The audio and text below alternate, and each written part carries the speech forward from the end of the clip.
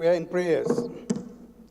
Almighty God, creator and ruler of heaven and earth, we beseech thee to inspire and guide all our counsels and actions, so that I may always walk in the path of justice, love, and charity to one another.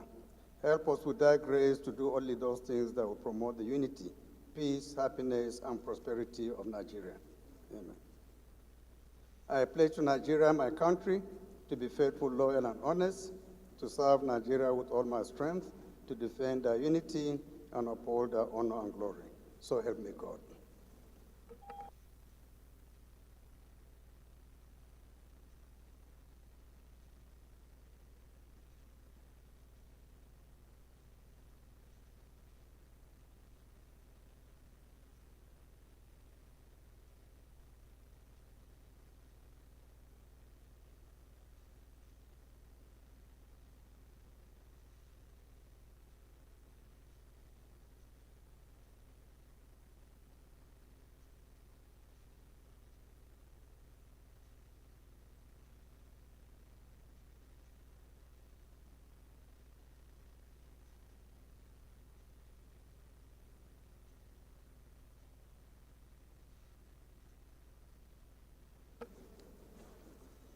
Honorable colleagues, today, students of Nigerian Economic Students Association from Department of Economics, Veritas University, Abuja are here with us to observe our proceedings. Please, can you rise up for recognition? You are most welcome.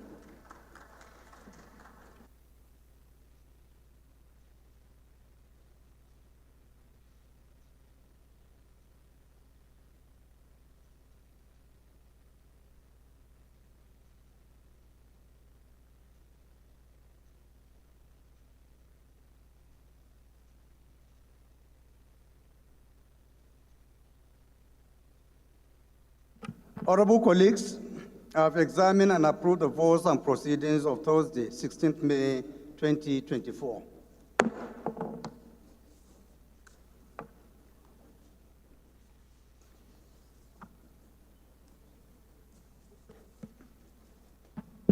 Any member with petition?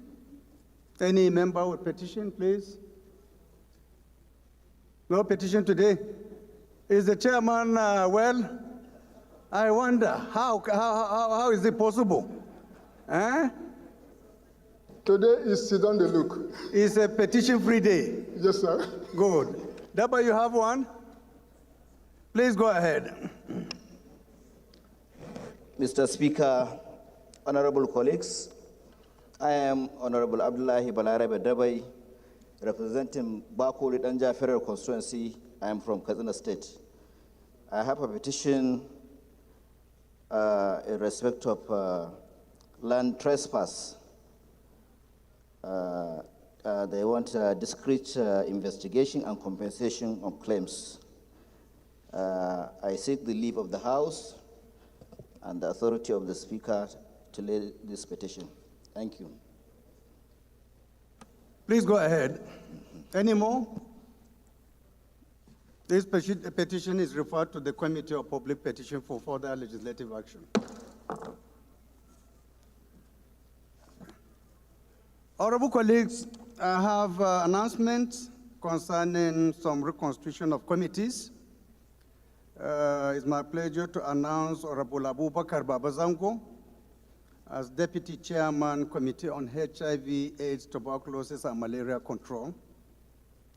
Honorable Ayub Azar Kudampar will now be Deputy Chairman, Committee on Science Engineering, while Honorable Obodo Mitema will be Deputy Chairman, Special Committee on Oil Theft. Thank you.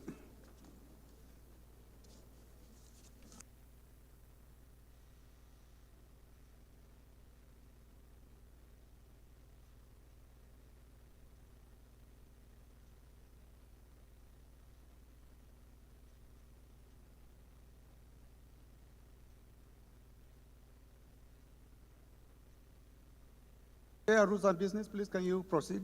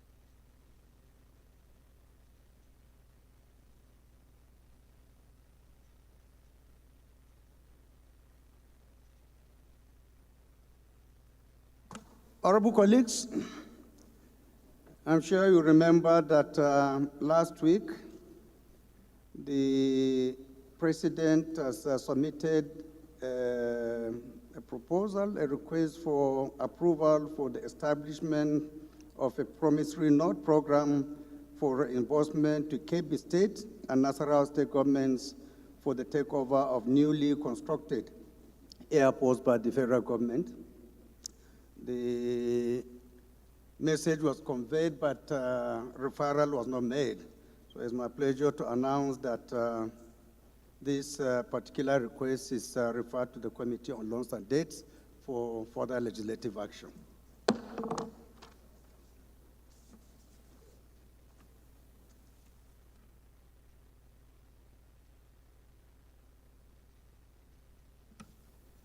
Honorable colleagues, we have another announcement coming from Right Honorable Ibrahim Adekule Isiaka, and the message reads as follows. The Right Honorable Speaker, my distinguished honorable colleagues, with all modesty, I wish to inform you of the presence of my family members who are on short holidays and are attending the plenary session and proceedings of the House of Representatives today, May 21st, 2024. My wife, Alaja Muimbat Ayodeji Isiaka, here in Nigeria, accompanies her son with his family members from the United States of America, who have long held a keen interest in politics and governance in Nigeria. They are excited to witness firsthand the important work being carried out in the House of Representatives and to observe the democratic process in action. Their presence serves as a reminder of the public's interest and engagement in the work being done by the House of Representatives under the leadership of Right Honorable Tajuddin Abbas. My son, with his immediate family members and his father-in-law from the United States of America are First Lieutenant Abdul Majid Adiola Isiaka, a commissioned Army officer of the United States of America, Staff Sergeant Sharita Taisha Lockhart Isiaka, wife of my son, Lieutenant Abdul Majid Adiola Isiaka, Master Amir Isiaka, the fifth grandson, First Sergeant Albert Tyron Lockhart, a retired Army non-commissioned officer of the United States of America, who is my father-in-law, father to the wife of my son. I appreciate your consideration while they witness the session in the House. Sincerely, yours, Right Honorable Dr. Ibrahim Oyekule Isiaka. Is the family around? Please, can you stand up for recognition? You are most welcome to the People's House. Thank you. You may sit down, please.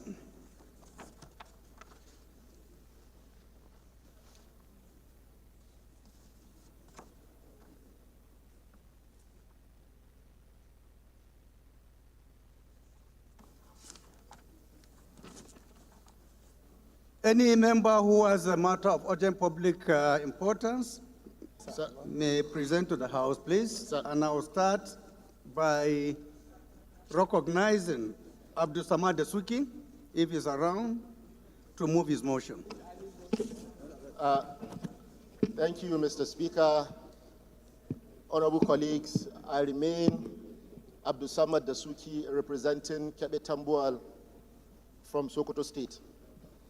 Mr. Speaker, honorable colleagues, I rise this morning to move a matter of urgent public importance for the House to under Order 8 Rule 5 of the Standing Rules of the House, for the House to look at this matter as urgent for the need to waive the toll gate fees in all Nigerian airports for members of the Nigerian Armed Forces.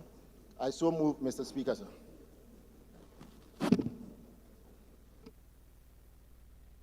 Any seconder to the first leg? Yes, Honorable, please go ahead. Thank you, Mr. Speaker. Honorable colleagues, I remain Honorable Bragaja Mohammed, member presenting Isa and South Beni Federal Constituency. I'm from Sokoto State. I raise to second the motion ably briefed by Senator Akin Sokoto. Honorable Abdusamad Suki, Mr. Speaker. I so. Those in support of this motion should say aye. Those against should say nay. The ayes have it. The second leg of the motion is the DS with a small d. The irrational, very distinguished colleagues, I remain Engineer Shehu Alhaji Tafuki, member representing Paskari, Kankara, Sabwa, Mr. Speaker, I'm from Katsina State. I rise to second the second leg of the motion, ably moved by my brother, Honorable Abdul Samad Dasuki. Thank you, Mr. Speaker. Those in support of this motion should say aye. Those against should say nay. The ayes have it. Honorable Dasuki, please proceed and present your motion. Once again, Mr. Speaker, honorable colleagues, I remain Abdul Samad Dasuki, representing Kebe Tambuwal from Sokoto State.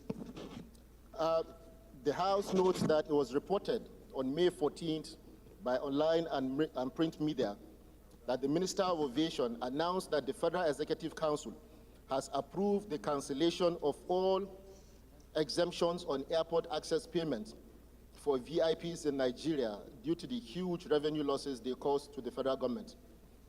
The House also notes that the Minister of Aviation will implement the decision of the Federal Executive Council by sending out circulars to relevant authorities in a matter of days.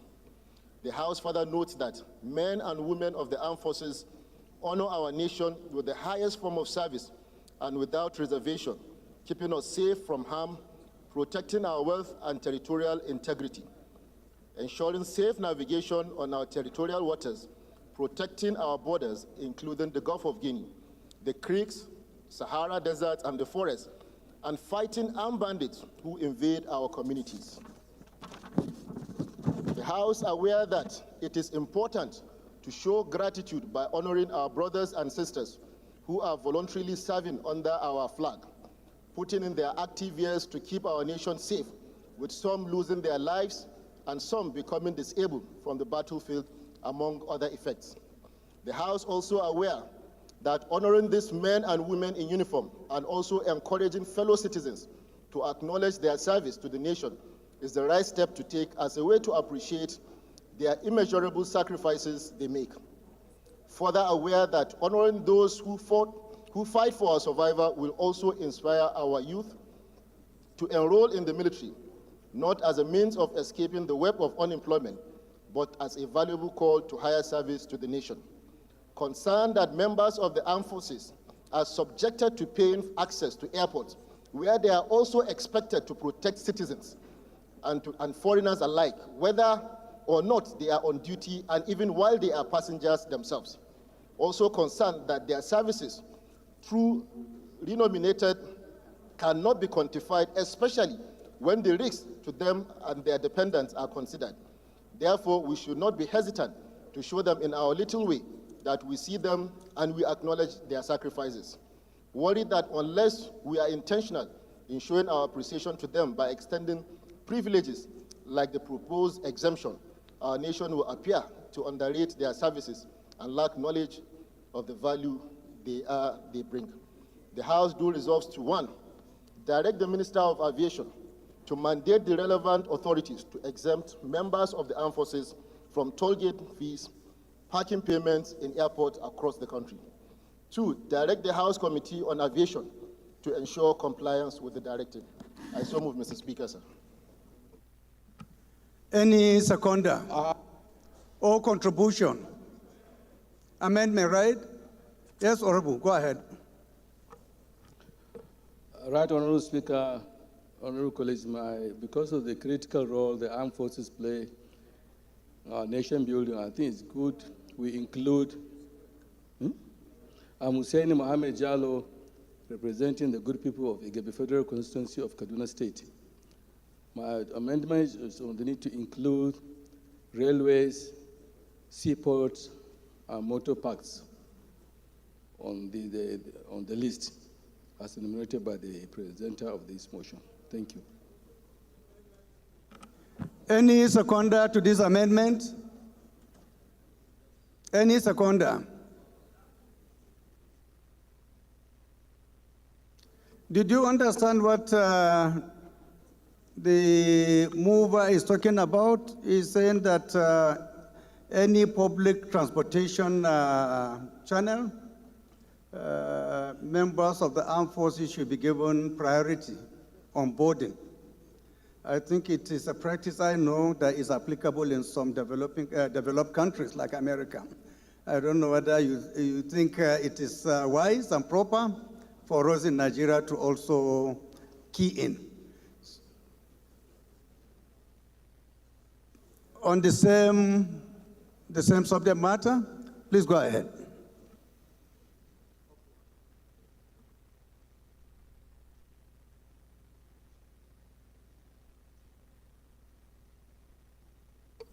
Thank you very much, Mr. Speaker. Right Honorable Dr. Ibrahim Ayakunle Isiaka. I speak for and on behalf of the very good people of Ifo Federal Constituency. Our own speaker, I'm from the fastest growing economic state in Nigeria. I'm from Ogun State. I want to give riders to both the honorable member, my very distinguished friend that presented this motion, and that of the amendment being moved by my dear colleague. The motion at hand is so specific about the directive on the tickets by the aviation. And in my own opinion, I don't think that of other transport sectors can now be introduced. But going forward, Mr. Speaker, it is tried to say for our senior citizens, I want to encourage my honorable member to come up with another motion that will encapsulate this idea that he has so generated, maybe that many of us have never thought of. So that we could now cover holistically, aside out of the ticket on the aviation. Going forward, Mr. Speaker, my amendment to what Honorable Dasuki moved is on the second leg. Since this concerns the Committee on Aviation, Mr. Speaker. You know, somebody is already, we have not taken position on the first amendment, so I don't think if it is proper for you to move for another amendment. Perhaps you can wait until we take a position on the first amendment, and then we give you the opportunity to move for the second amendment. Unless if your own amendment will also contradict, it's in negation of the first amendment that we are discussing about now. That's taken, Mr. Speaker, sir. Okay. So, any seconder to the amendment moved by Honorable Jallo? Yes, Honorable Chair, go ahead. Mr. Speaker, honorable colleagues, Nnamdi Zechi is my name. I represent Ndokwa Akwani Federal Constituency, Mr. Speaker, I'm from Delta State. I rise here this morning to second the amendment ably moved by my dear brother and colleague, Honorable Jallo.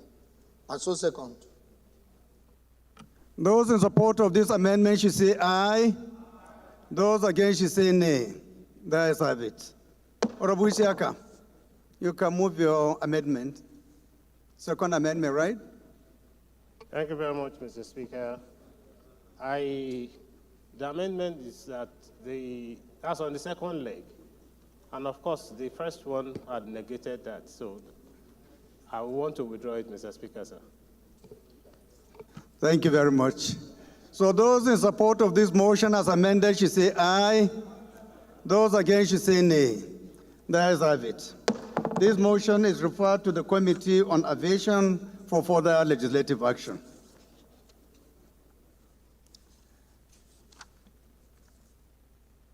The second motion is coming from Honorable Lake Joseph Abejide. If Honorable Lake is around, please can you rise and move your motion? Thank you, Your Excellency, Mr. Speaker. Honorable Lake Joseph Abejide is my name. I represent the good people of Yagba East, Yagba West, Mapam Federal Constituency. I'm from Kogi State. I rise under 8 Rule 5 to move a motion of urgent public importance on the urgent need to address the insecurity and incessant attack against the people of Yagba land perpetrated by unknown gunmen in Yagba Federal Constituency. I so move, Mr. Speaker. Honorable Tajuddin. Thank you very much, the Right Honorable Speaker, colleagues. Karib Tajuddin Abisodu is my name. I represent the people of Shaki East, Shaki West, and Atisbo Federal Constituency. Right Honorable Speaker, sir, I'm from Oyo State. I rise this morning to second the motion being ably moved by my colleague, Honorable Ajibije. Thank you very much, Honorable Speaker. Those in support of this motion should say aye. Those against should say nay. The ayes have it. The second leg. Yes, Honorable Mohammed.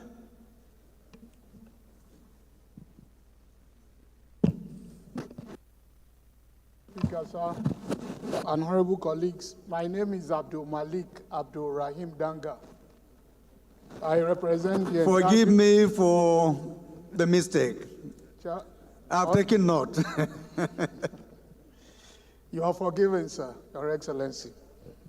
I rise to support the second leg of the motion ably moved by my senior colleague, also support. Those in support of this motion should say aye. Those against should say nay. The ayes have it. Honorable Joseph, please kindly move your motion. Thank you, Your Excellency. Honorable Leke Abejide is my name. I remain a member representing the people of Yagba Federal Constituency. I'm from Kogi State. The motion is on the urgent need to address the insecurity and incessant attack against the people of Yagba land perpetrated by unknown gunmen. Alarmed by the shocking incident that occurred on May 7th, 2024 in the Jiba community, Yagba West local government area of Kogi State, where a group of armed kidnappers numbering about 10, all dressed in black, stormed the central market in a broad daylight and abducted a prominent businesswoman, Buki, and a male customer after shooting sporadically, causing panic and fear among the residents. Further alarmed that security personnel are not spared by these headmen and their communities, as a policeman was macheted along Okutadudu in Yagba West local government area on the 11th of May, 2024, underscoring the grim security situation and the regrettable failure of the current security architecture, which appears to be overwhelmed by the audacity of these headmen and their community. Troubled by the fact that comparable violent attacks and kidnapping have been occurring on a weekly basis, including a prior incident approximately 2 weeks before the Ejiba incident, where 2 individuals were abducted from residence of a prominent businessman and political figure named Mr. David Joseph, an adoption that tragically resulted in death of one of the victims. Deeply troubled by another recent development on Friday, May 17, 2024, where 2 persons were ambushed and brutally killed at Ogbe community in Yagba West local government area of the state by herdsmen armed with sophisticated weapons who slaughtered their victims without being apprehended by local security services. Recall that more than 6 persons were kidnapped within the space of 48 hours around Isolu in Yagba East local government area, and 3 people were again murdered between Idofin and Isolu in an attempt to escape from the kidnappers. Worried with grave concern that these attacks are perpetrated under the pretext of migration by cattle herders, a lot of whom are non-Nigerians. Also worried that these armed groups infiltrated farms and forests in the area, populate the regions from within the forest, the outskirts and fringes of existing communities, and engage in kidnapping, killing, raping, and maiming of indigenes, causing several insecurity and fear among the local populace. Further worried that these armed groups are not known to the indigenous people of the land. They live uncivilized lives and have adopted a hostile existence completely at variance with the local culture and way of life, creating a divide within the community. Disturbed that the indigenous people who do not own weapons now live in fear of the heavily armed non-indigenous who have forcibly seized farmlands, causing serious famine due to inability of indigenous to farm and access their agricultural lands.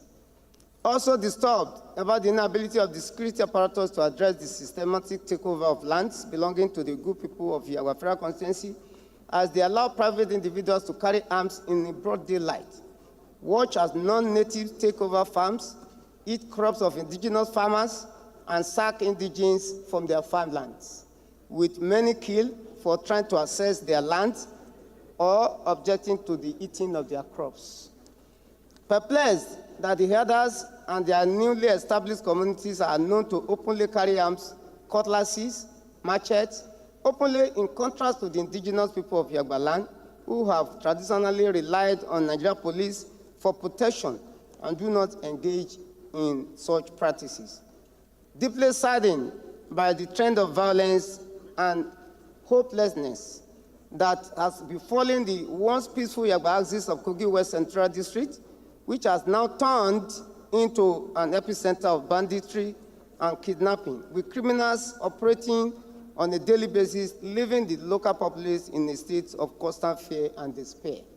They also resolved to urge the federal government to direct urgent attention and concentrated effort toward the Yagba axis of Kogi West Central District, an area formerly renowned for its peaceful nature, but which has tragically devolved into a hotbed of banditry, kidnapping, and other criminal activities occurring on a daily basis.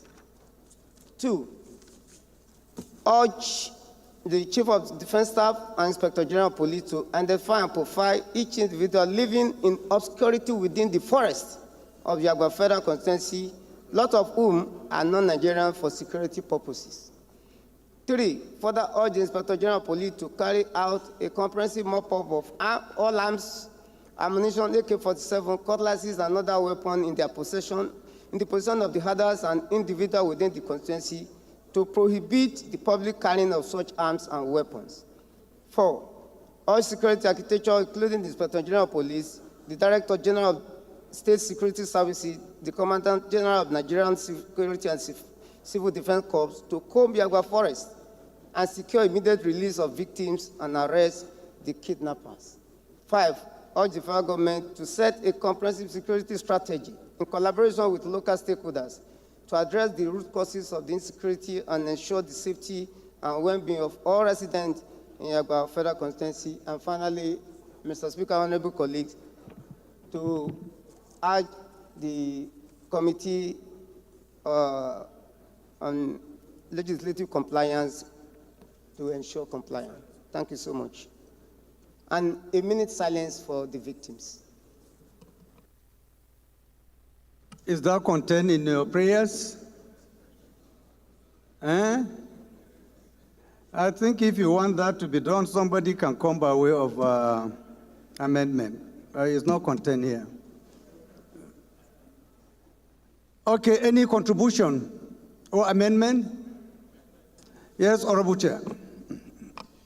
Thank you, Mr. Speaker. My distinguished colleagues, Olumide Oshoba, representing Abeokuta North, Obafemi Ode, and Odeda Federal Constituency. I'd like to amend the motion to have a minute silence for the victims of the attacks. I so move. Thank you. Those in support of this amendment should say aye. Those against should say nay. The ayes have it. Any seconder to the main motion? Lalu, Honorable Lalu. Mr. Speaker, honorable colleagues, I am by name Honorable Ishaya David Lalu, member representing Mangu Bokos Federal Constituency I am from Plateau State, the home of peace and tourism. I rise to second the motion, ably moved by my colleague, Honorable Leke. I so second. Thank you. Those in support of this motion as amended, should say aye. Those against, should say nay. The ayes have it. This motion is referred to the Committee on Defense and Police for further legislative action. Shall we rise for a minute silence?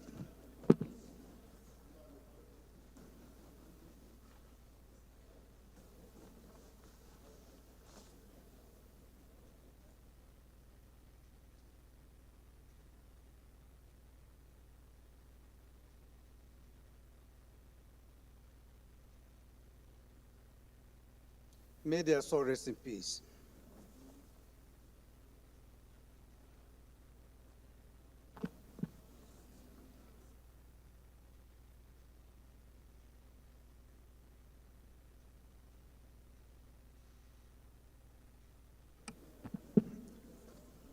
Honorable colleagues, it's my pleasure to invite Honorable Barrister Jesse Oke Joy from Lagos to move his motion.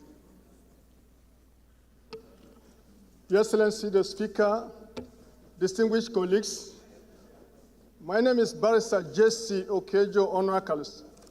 Mr. Speaker and distinguished colleagues, I represent Nigeria, especially the habit of Lagos, which you resolve.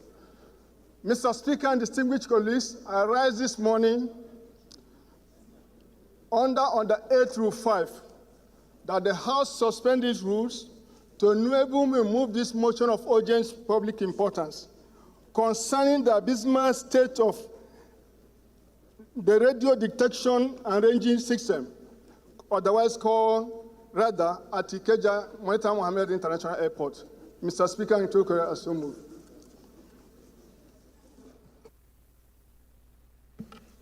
Any seconder to the first leg of the motion? Any seconder? Yes, Honorable David from Benue. Mr. Speaker, honorable colleagues, I remain Ogel David Agada, member representing Oju Obi Federal Constituency. I'm from Benue State. I rise this morning to second this motion as heavily moved by my honorable colleague. I say second. Those in support of this motion should say aye. Those against should say nay. The ayes have it. The second leg. Yes, my dear sister.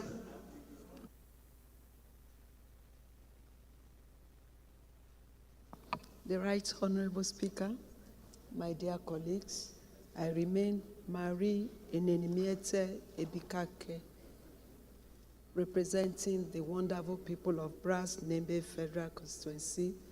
I rise this morning to second the second leg of the motion moved by my colleague.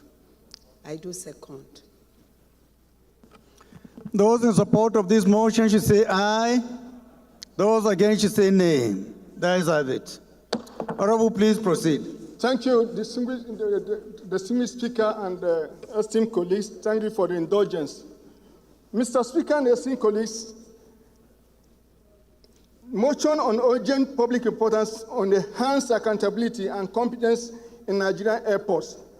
The House knows that there is need to maintain a high standard of safety, security, and efficiency at our airports, ensuring that all personnel and contractors are properly qualified and competent is vital to the smooth operation of our airports and safety for all passengers and stakeholders.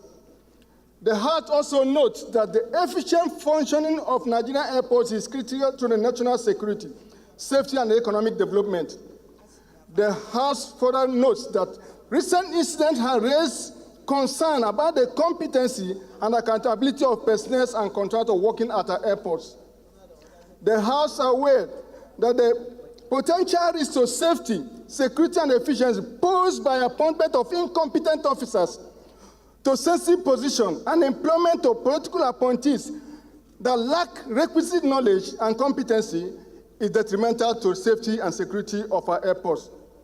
The House is worried that the abysmal state of affairs radio and detection radar, otherwise called radar system, which present a disaster awaiting to happen, often labels and fail at critical time when the need arises.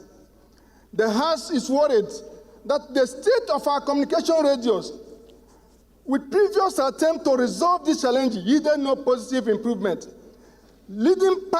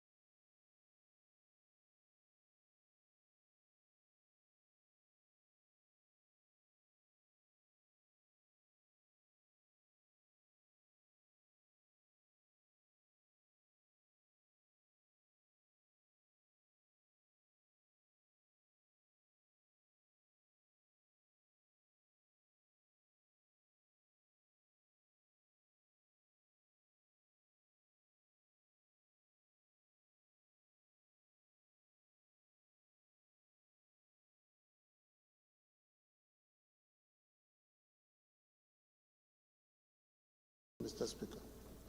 Thank you, Leader. So I think without any waste of time, we can put the question. Those in support of this motion should say aye. Those against should say nay. The ayes have it. This motion is referred to the Committee on Aviation for further legislative action. Yes, Chair. Go ahead.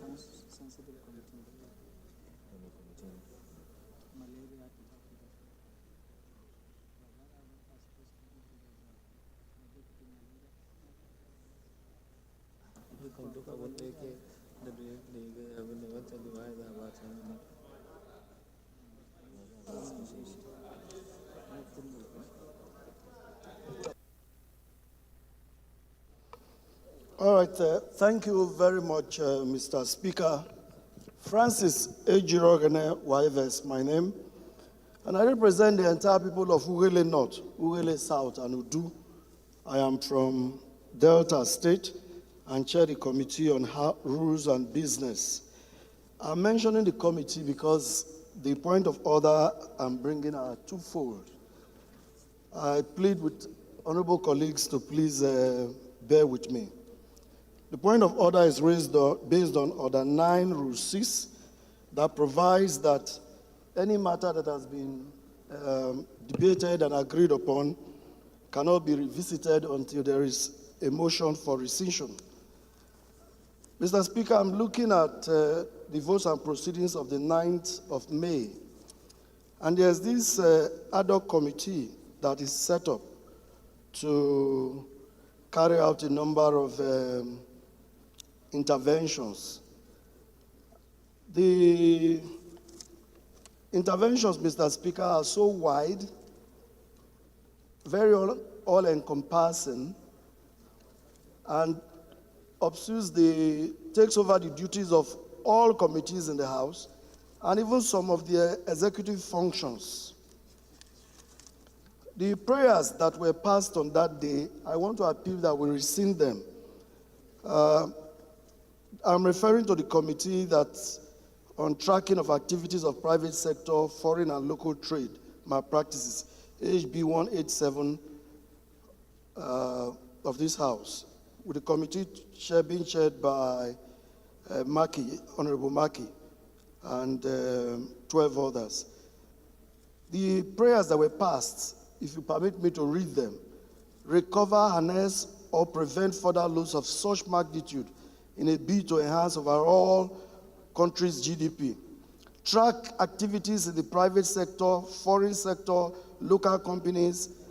Carry out its statutory oversight functions in all increasing sophisticated private sector. Build a technical software tracker that cannot be easily bypassed.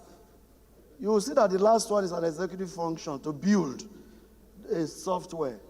And if you look at all the other prayers, they are so wide that every committee in the House will lose their own activities, their own assignment for this ad hoc committee.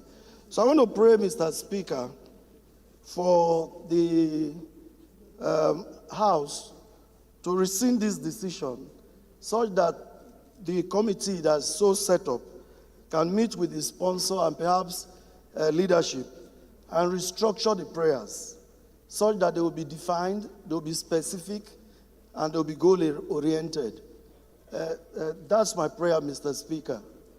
Thank you very much. Can the two leaders and DS please approach the chair? You two, please. Yeah.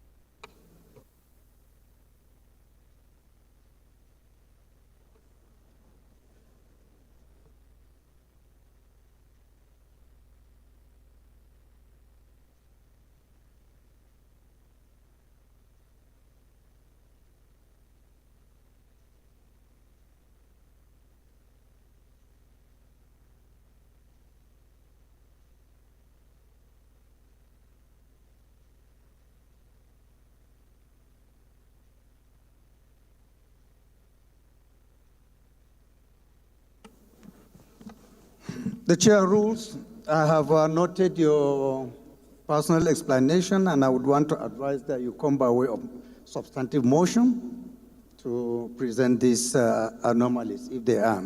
Thank you.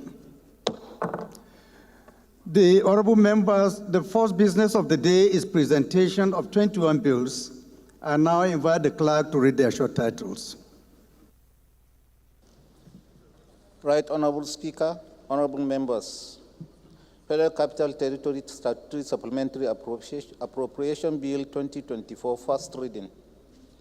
National Anti-Doping Bill 2024, first reading. Constitution of the Federal Republic of Nigeria 1999, sixth alteration Bill 2024, first reading.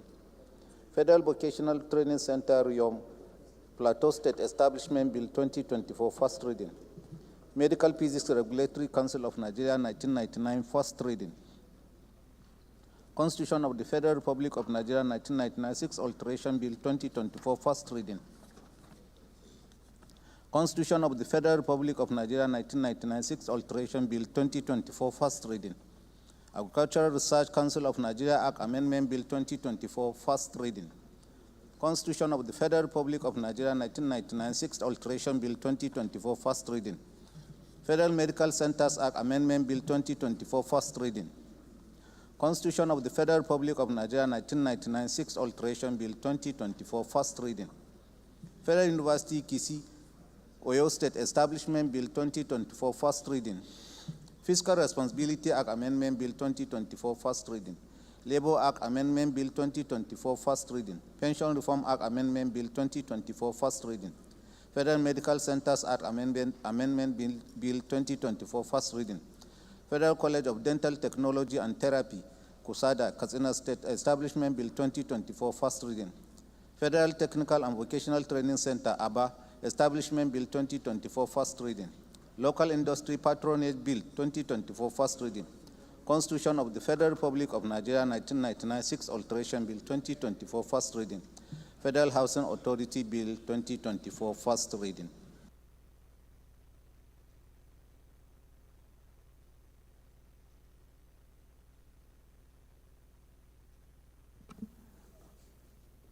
Honorable colleagues, the second business of the day is presentation of 5 reports of the Committee on Public Petition. Honorable Mike Etaba is hereby invited to present the reports. Thank you, Mr. Speaker. My name is Mike Etaba, member representing Obubra Etu. I'm from Cross River, the People's Paradise. Mr. Speaker, I rise to present the following bills from the committee. The House do receive the report of the Committee on Public Petitions on the petition by Olabumiji and co. against the Nigerian Army and the Nigerian Police Force on the gruesome murder of Babajide Oluolabi on the 6th of August 2019 by soldiers attached to 93 Battalion, Takum, Taraba State, while on national assignment with the Inspector General of Police, IGP Intelligence Response Team. The second report I'm presenting is the House do hereby receive the report of the Committee on Public Petitions on the petition by PP, AGIO, and Associate against National Examination Council, NECO, for unlawful dismissal from office.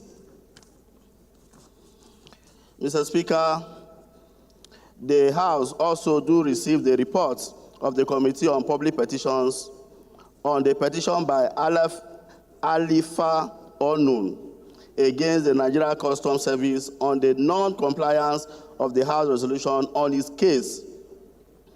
The House also received the report of the Committee on Public Petitions on the position by Kennedy C. Amos, associate against Airtel Network Limited over fraudulent transactions involving the land of Mrs. Julina Wekama of Biana Town, Kana local government area of Rivers State. Mr. Speaker, the last but not the least is the House do hereby receive the report on the Committee on Public Petitions on the petition by Civil Society for Actis Value Development Initiative on the denial of promotion for professor working at the National Institute of Pharmaceutical Research and Development.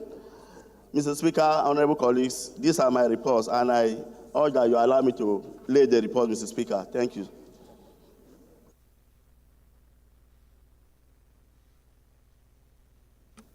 Any seconder? Yes, Honorable. Please go ahead. Mr. Speaker, honorable colleagues, I am Abubakar Aya Kusada. I represent Kenkia Kusada Yanga Federal Constituency. Mr. Speaker, I am from Katsina State. I rise to second as moved by Honorable Mike Etaba to lay the report. Thank you. Those in support of this motion should say aye. Those against should say nay. The ayes have it. Chair, please proceed and lay your reports.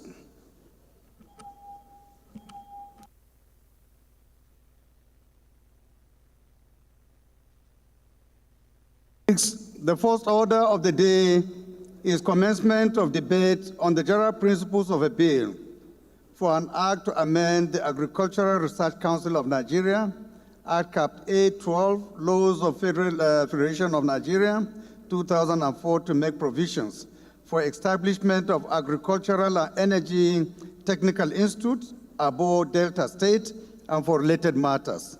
Standing in the name of Honorable Nnamdi Ezechi. Honorable members will recall that the bill was read the first time on Thursday, 22nd November 2023. I now invite Honorable Ezechi to move that the bill be read a second time. Thank you, Mr. Speaker. Honorable colleagues, Nnamdi Ezechi is my name. I represent Ndokwa Federal Constituency. Mr. Speaker, I'm from Delta State.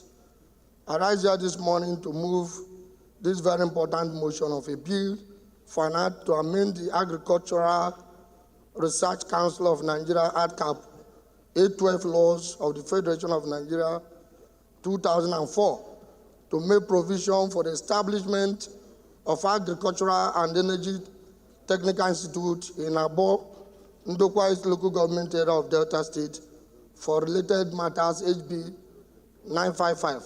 Mr. Speaker, I so move. Any seconder?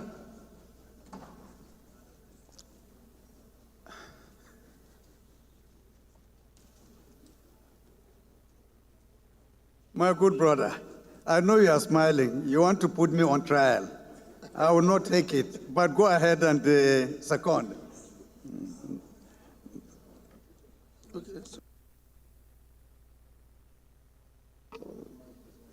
The right, Honorable Speaker, my distinguished colleagues. My name remains Honorable Kelechi Mogu. I represent the people of Echie Omuma constituency. I'm from Rivers State, the treasure base of the nation. I hereby second the motion moved by my colleague. I so second. Those in support of this motion should say aye. Those against should say nay. The ayes have it. Please, can you go ahead, Honorable? Mr. Speaker. Lead the debate, please. Honorable colleagues, Nnamdi Ezechi is my name. I represent Ndokwa Federal Constituency, Mr. Speaker, I'm from Delta State. I rise here this morning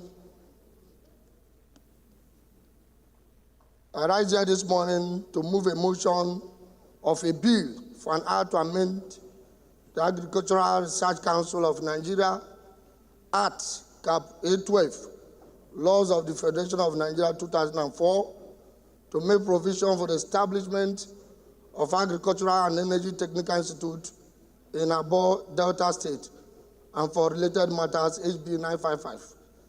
Honorable Speaker, distinguished colleagues, I stand before you this morning for this second reading of a bill that holds immense potential for the agricultural and energy sectors of the nation.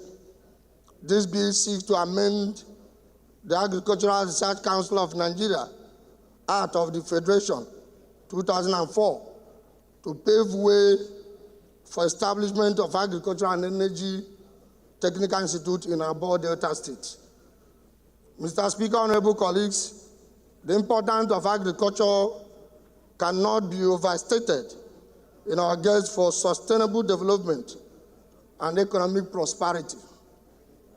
It is a backbone of our nation, providing food security, employment opportunities, and a significant contribution to our GDP. However, to fully harness the potential of agricultural sector, it is urgent need for innovative approach, modern techniques, and specialized training. Mr. Speaker, because of time, let me go to the fourth paragraph. Furthermore, this bill aligns with the government policies that agriculture is a great hope for this country, and to diversify the economy and promote self-sufficiency in food production. Mr. Speaker, in addition to this economic benefit, the Institute will serve as catalyst for innovation, technology transfer, and collaboration between academia, industry, and government agencies by fostering a conducive environment for research and development. In conclusion, Mr. Speaker, I urge my esteemed colleagues to support this bill for second reading. Together, let us seize this opportunity to invest in the future of agriculture and energy in Nigeria and pave the way for a brighter and prosperous tomorrow. I appeal to my honorable colleagues to support this bill to be read the second time. Mr. Speaker, I so move.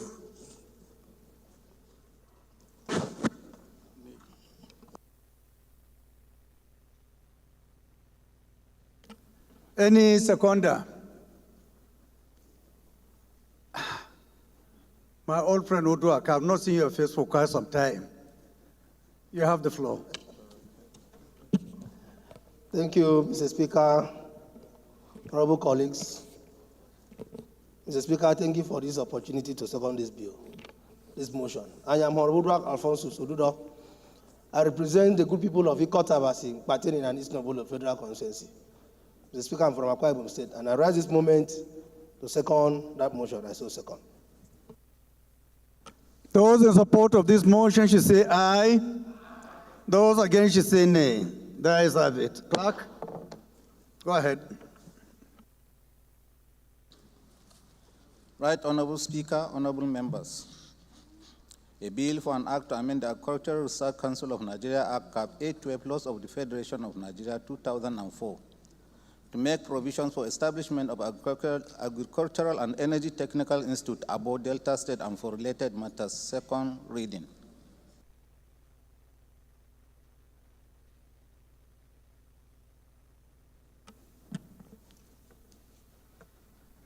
Bill referred to the Committee on Agricultural Colleges and Institutions for further legislative action.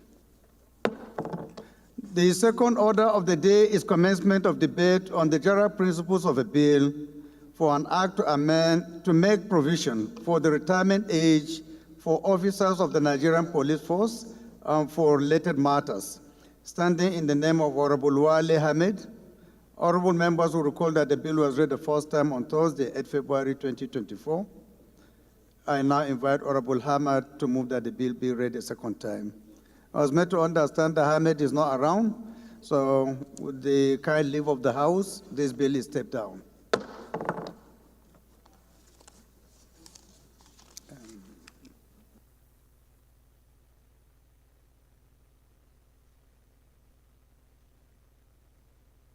The third order of the day is commencement of debate on the general principles of a bill for an act to amend National Teachers Institute Act, Cap N79, Laws of the Federation of Nigeria, 2004, to constitute membership of the Council and provide Nigeria certificate in education, undergraduate, postgraduate, and research programs in teachers' education, and for related matters.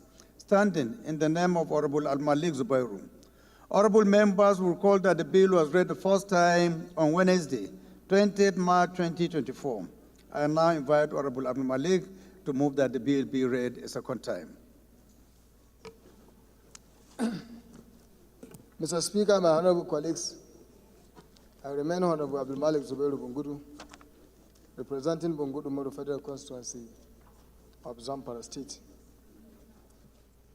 The bill for an act to amend the National Teachers Institute Act CAF N79, Law of the Federation of Nigeria 2004, to constitute the membership of the Council, establish Senate, and provide national teachers internships programs, engineering certificate education, undergraduate, postgraduate programs using distance learning systems and research programs in teachers' education, and for related matters to be read for the second time, Mr. Speaker. Thank you. Any seconder? If you are from Jigawa and from one of the biggest local governments, you can rise. Thank you, Mr. Speaker. My honorable colleagues, I remain Honorable Saad Taura, representing the good people of Ringim and Taura Federal Constituency. I'm from Jigawa State. I rise this afternoon to second the motion ably raised by Honorable Abdul Malik Zubairu Zanambungudu. I so second. Thank you, Mr. Speaker. Those in support of this motion should say aye. Those against should say nay. The ayes have it. Honorable, please lead the debate. Mr. Speaker, my honorable colleagues, I still remain Honorable Abdul Malik Zubairu Bungudu, member representing Bungudu Modu Federal Constituency of Zamfara State. Due to the time constraint, let me go direct. Mr. Speaker, the National Teachers Institute Kaduna has been in operation since 1976, and it was backed up by a law established in 1978. It has opened numerous opportunities for teachers and educational professions in Nigeria.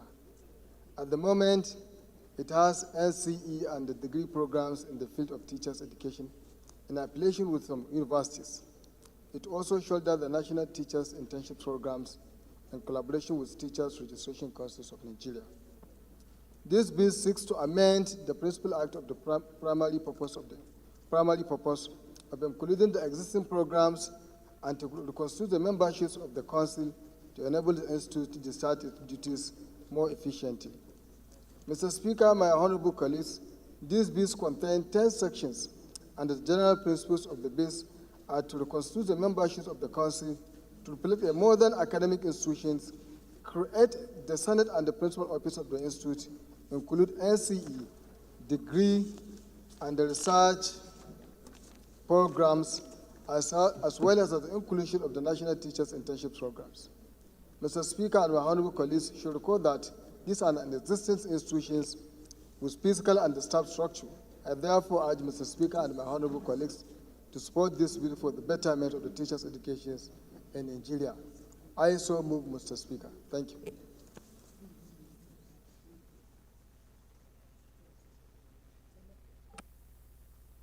Any seconder? I've seen another friend of mine whom I have not said hello to for quite a while. Honorable Ikenga, this is your red cap. You know it's unique. Can you second this motion, please? Thank you, Mr. Speaker. My name is Ikenga Imo Gochinyere. I represent the good people of Idaho North and South Federal Constituency. I stand to second the motion ably moved by my brother. I so second, Mr. Speaker. Those in support of this motion should say aye. Those against should say nay. The ayes have it. Clerk? Right, Honorable Speaker, honorable members. A bill for an act to amend National Teachers Institute Act N79, Laws of the Federation of Nigeria 2004, to constitute membership of the Council and provide Nigeria certificate in education, undergraduate, postgraduate, and research programs in teachers' education and for related matters. Second reading. This bill is referred to the Committee on Federal Colleges of Education for further legislative action.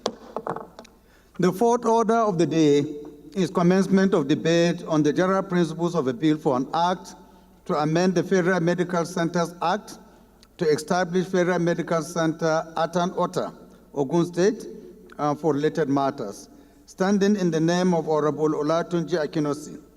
Honorable members will recall that the bill was read the first time on Thursday, 27 July 2023. I now invite Honorable Akinosi to move that the bill be read a second time. Mr. Speaker, honorable colleagues, Olatunji Akinosi is my name. I'm an engineer and a fellow of the Nigerian Society of Engineers. I represent the industrious people of Ado-Odwota Federal Constituency. Mr. Speaker, I'm from Ogun State. I move that the bill for an act to amend the Federal Medical Centers Act to establish Federal Medical Center Atan-Ota in Ado-Odwota Federal Constituency, Ogun State, and for related matters, HB 349, be read the second time. I so move, sir. Any seconder? Yes, Honorable Mohammed. His Excellency, Mr. Speaker, my dear honorable colleagues, Mohammed Omar Bio is my name. I speak for the people of Barutin and Kayama Federal Constituency. Mr. Speaker, my dear honorable colleagues, I'm from Kwara State. I rise to second the motion by my honorable colleagues from Ogun State. I so second, Mr. Speaker.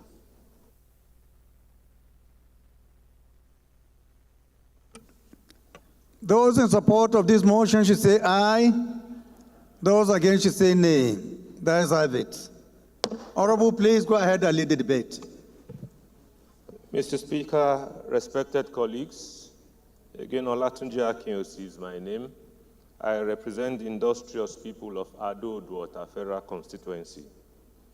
Mr. Speaker, I feel highly honored to lead this debate on the bill for an act to establish Federal Medical Center Atan-Ota in Ado-Odwota Federal Constituency, HB 349.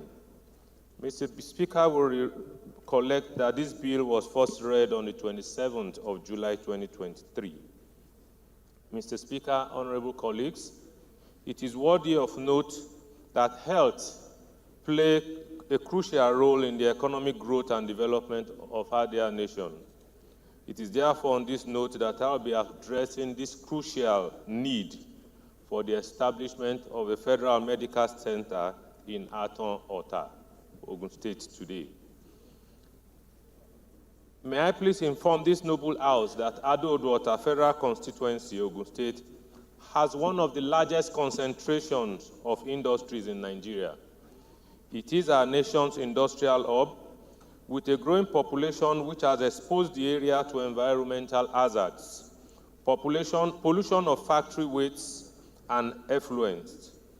Sadly, it has no tertiary health center or facility that can provide qualitative health services to the populace.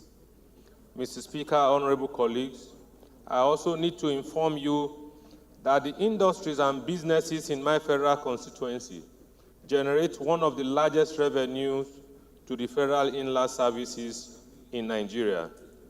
My constituents are in dire need of a medical center to fulfill the huge gap of health and address the concerns of those whose future need to be guaranteed by establishing this federal medical center.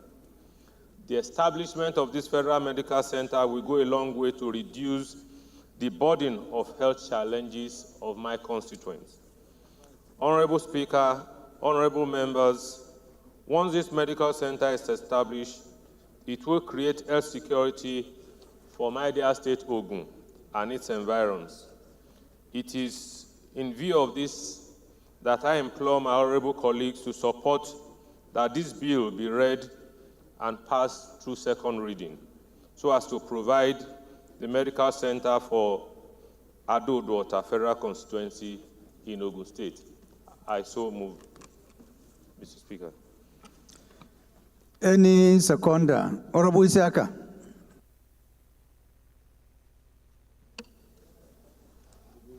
Once again, thank you very much. Our own quintessential speaker with substantial values, my distinguished honorable colleagues, Right Honorable Dr. Ibrahim Ayokunle Isiaka. I speak for and on behalf of the very good and wonderful people of Ifo-Iweko Federal Constituency. Mr. Speaker, I am from the fastest growing economic state in Nigeria. Proudly, I'm from Ogun State. I rise, Mr. Speaker, wholeheartedly to second this bill as ably moved and well espoused by Honorable Engineer Akinsi. Mr. Speaker, I have no more to say than to second this wonderful bill, and we allow it to pass for the second reading. Thank you very much, Mr. Speaker. Those in support of this motion should say aye. Those against should say nay. The ayes have it. Clerk. Right Honorable Speaker, honorable members, a bill for an act to amend the Federal Medical Centers Act to establish Federal Medical Center at Tanota, Ogun State, and for related matters, second reading. This bill is referred to the Committee on Health Institutions for further legislative action. The fifth order of the day is commencement of debate on the general principles of a bill for an act to amend the National Health Insurance Authority Act 2021 to establish National Social Register as the primary identification tool for the disbursement of the Vulnerable Group Fund and for related matters, standing in the name of Honorable Adebayo Samuel Adeshola. Honorable members will recall that the bill was read the first time on Thursday, 1st November 2023, and now invite Honorable Adedayo to move that the bill be read a second time. Is Honorable on the floor? No? Right Honorable Speaker, the Right Honorable Member is not on seat. I move that the bill be stepped down. Bill stepped down by the leave of the House.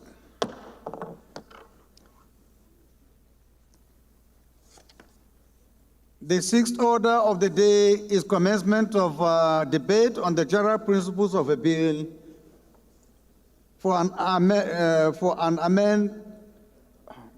bill to amend the Code of Conduct Bureau and Tribunal Act to remove spouse from the list of persons required to declare their assets and for related matters.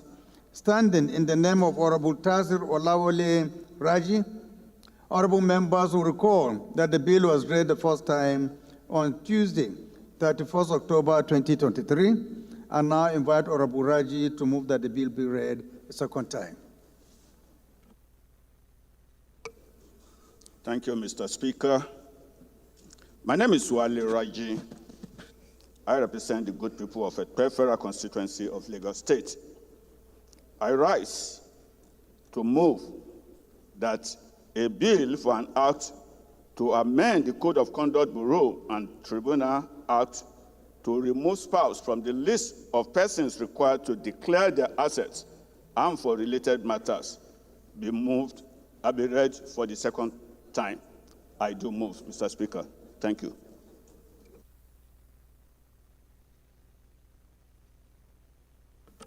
Any seconder?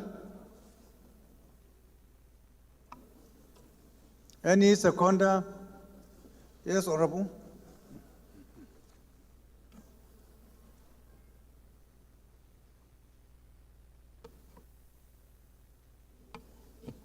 Thank you, Mr. Speaker. My dear honorable colleagues, Omori Murphy Usaro is my name. Ego Ikbubaka Federal Constituency. Mr. Speaker, I'm from the ancient city of Benin, from Edo State. Mr. Speaker, I rise this morning to second the motion that the bill be read the second time. Mr. Speaker, I so support. Those in support of this motion should say aye. Those against should say nay. The ayes have it. Honorable Raji, please lead the debate. Thank you very much, Mr. Speaker, once again. My name is Wale Raji. I represent the people, the good people of a peripheral constituency of Lagos State. Before us, Mr. Speaker, and my honorable colleagues, is a bill that seeks to amend Section 15, subsection 1C, and Section 23, subsection 7 of the Code of Conduct Bureau and Tribunal Act. Mr. Speaker, Section 15.1 provides thus that every public officer shall within 15 months after coming into force of this act or immediately after taking office and thereafter, A, at the end of every 4 years, B, at the end of his term of office, C, in the case of a serving officer, within 30 days of the receipt of the form from the Bureau or at such other intervals as the Bureau may specify, submit to the Bureau a written declaration in the form prescribed in the first schedule of this Act or in such form as the Bureau may from time to time specify of all its properties, assets, and liabilities, and those of his spouse or unmarried children under the age of 21. Mr. Speaker, my honorable colleague, the implication of the above provision is that a person to whom this law applies is mandated to declare the assets of his spouse as stipulated in the Act. In addition, such a person is also mandated to attest the correctness of the information provided before a High Court judge. The effect of this provision is that the declarant is liable where the information provided is false, incorrect, or incomplete. In a situation where the spouse of the public officer through declarant deliberately withholds information or provides incorrect information, the declarant will be guilty of an offense under this Act. The situation becomes more challenging where the public officer is in a polygamous marriage. The purpose of this amendment, therefore, is to protect a public officer to whom this section of the law applies from embarrassment that may arise as a result of wrong information made available to him or her in the course of the declaration. Secondly, Section 23, subsection 7 of the Act, which this bill seeks to amend, provides thus. The provision of the Constitution of the Federal Republic of Nigeria 1999 relating to the prerogative of mercy shall not apply to any punishment imposed in accordance with the provision of this section. Mr. Speaker, dear colleagues, this section of the Act is draconian and is in conflict with Section 175, subsection 1, paragraph A of the 1999 Constitution as amended, which provides that the President may grant any person concerned with or convicted of any offense created by an act of the National Assembly a pardon, either free or subject to lawful conditions. In line with the above provision, Section 1, subsection 3 of the Constitution provides that any other law that is inconsistent with the provisions of the Constitution, these constitutions shall prevail, and that other law shall be, to the extent of its inconsistency, to be void. So what this is saying is that the Constitution grants Mr. President that power to exercise prerogative of mercy for anybody convicted for any offense. Now for this act to now remove the power, to attempt to remove the power of Mr. President to exercise that prerogative of mercy for contravention of any provision of this act, I believe is unconstitutional and is inconsistent with the provision of the Constitution. And no law can be superior to the Constitution of the Federal Republic of Nigeria. Consequently, in view of the above submissions, I urge this Honorable House to expunge Section 23, Subsection 7 of the Code of Conduct Tribunal Act. Thank you, Mr. Speaker.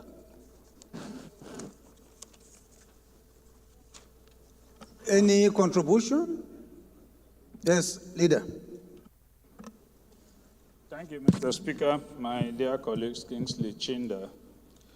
My dear colleagues, I rise to contribute to this very, very important bill. Firstly, I will say that the two amendments sought, whilst I agree with one, I appear not to completely agree with the other.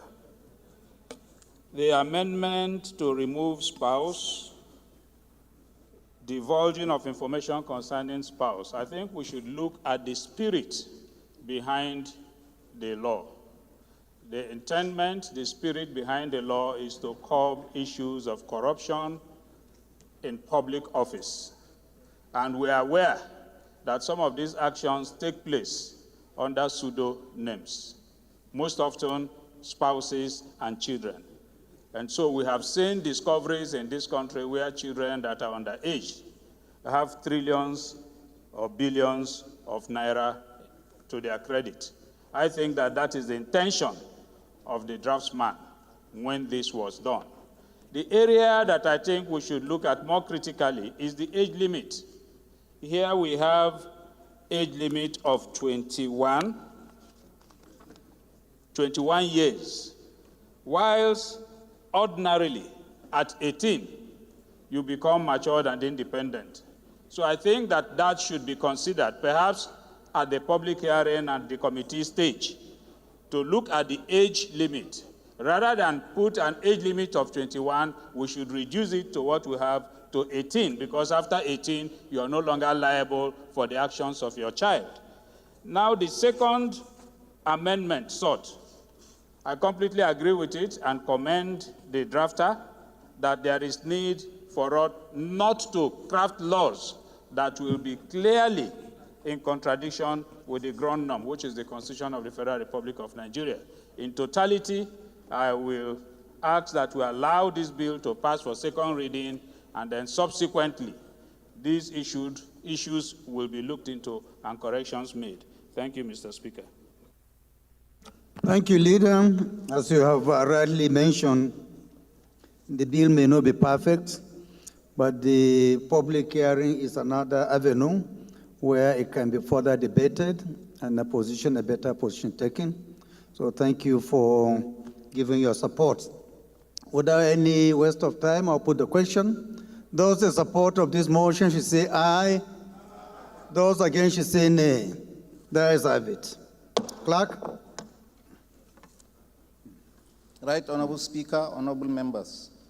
A bill for an act to amend the Code of Conduct Bureau and Tribunal Act to remove spouse from the list of persons required to declare their assets and for related matters. Second reading. Bill referred to the Committee on Anti-Corruption for further legislative action. The seventh order of the day is commencement of debate on the general principles of a bill for an act to establish Nigeria Ajakuta Special Trust Fund and for related matters. Standing in the name of Honorable Sani Igeti Ibrahim. Honorable members will recall that the bill was read the first time on Tuesday, 30th April 2023. I now invite Honorable Ibrahim to move that the bill be read a second time. Mr. Speaker, Honorable Ibrahim Samad contacted Rules and Business that he wasn't quite ready. He will do more legislative work and reach the House back. So I'll plead that it be stepped down. Bill stepped down by the leave of the House. The eighth order of the day is a motion on reconsideration of outstanding bills from preceding assembly, standing in the name of Honorable Francis E. Waive. Honorable Waive is hereby invited to move the motion. Point of order, Mr. Speaker. What order? Yes. Order 8, Rule 6, Mr. Speaker, personal explanation. Please go ahead. Thank you, Mr. Speaker.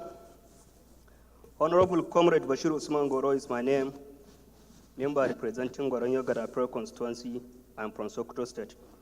Mr. Speaker, I received communication from Committee on Water Resources. Mr. Speaker, I deem it necessary to share with the House. If Mr. Speaker so permit, I will read. Honorable Bashir Usman Goro, House of Representatives, National Assembly, Abuja, motion on the need for dredging, desalting, and rehabilitation of Goronyo Dam in Sokoto State. House Resolution 145, 7 July 2023. The above subject matters refers, please, kindly note that. Hello, Honorable. Yes, sir. This is wrong. You can't come on the point of order to read a motion. It's not a motion, sir. It is a motion already. Please, can you approach the chair? Yes, sir.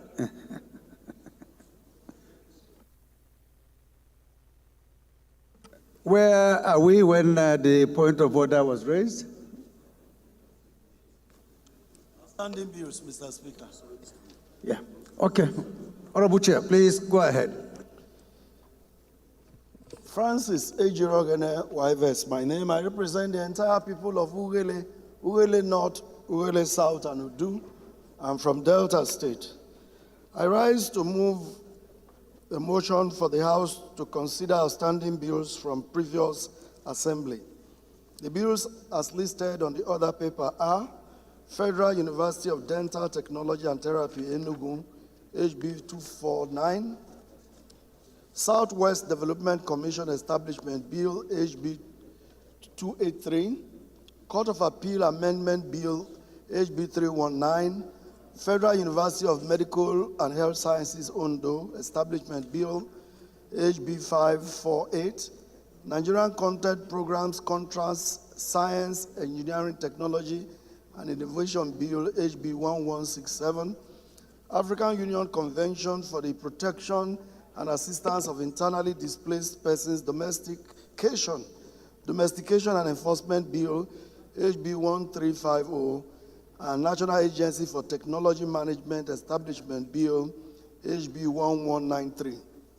The House notes that pursuant to Order 12, Rule 17 of the Standing Orders, the House may, upon regazetted or circulated, consider in the Committee of the Whole without commencing de novo the bills whose report was presented by the committee before consideration, passed by the House and forwarded to the Senate for concurrence, for which no concurrence was made or negatived, passed by the House and forwarded to the House, for which no concurrence was made or negatived, or passed by the preceding assembly and forwarded to the President for assent, but for which assent or withholding thereof was not communicated before the end of the term of the preceding assembly. Also knows that the aforementioned bills were passed by the preceding assembly and forwarded to the President for assent, but for which assent or withholding thereof was not communicated before the end of the tenure of the last assembly. Aware that the bills were read for the first time as H Bills 249, 283, 219, 319, 548, 1350, 1167, and 1193 respectively, the House resolves to commit the bills to the Committee of the Whole for reconsideration. I so move, Mr. Speaker.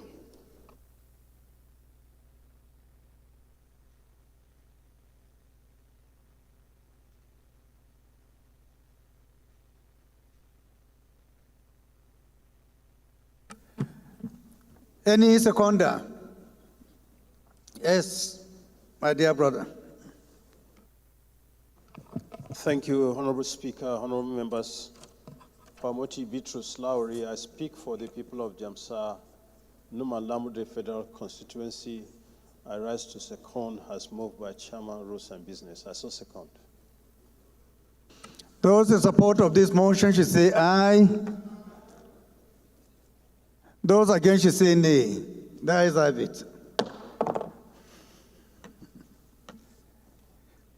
The ninth order of the day, this bill is committed to the Committee of the Whole. The ninth order of the day is a motion on the need to ensure international oil companies involved in the divestment of assets in Niger Delta region of Nigeria comply with the decommissioning, abandonment, regulations and guidelines of the Nigeria Upstream Petroleum Regulatory Commission as enshrined in the Petroleum Industry Act PIA, standing in the name of Honorable Ikeagonu Ogunchere. Honorable Ogunchere is hereby invited to move the motion. Thank you, Mr. Speaker. Mr. Speaker, with the leave of the House, I will want to step down this motion. Bill stepped down by the leave of the House for further consultation. Thank you.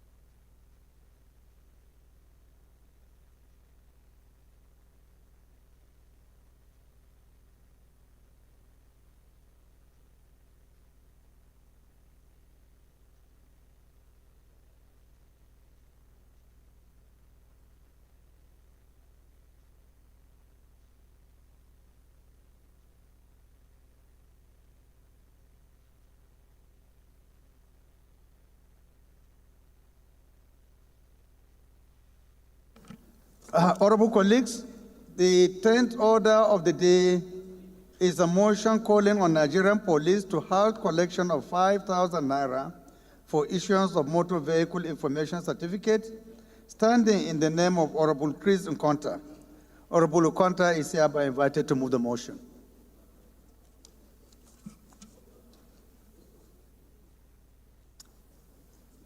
Is not on seat? Okay. Step down, Mr. Speaker. This motion is a step down by the leave of the House. Thank you.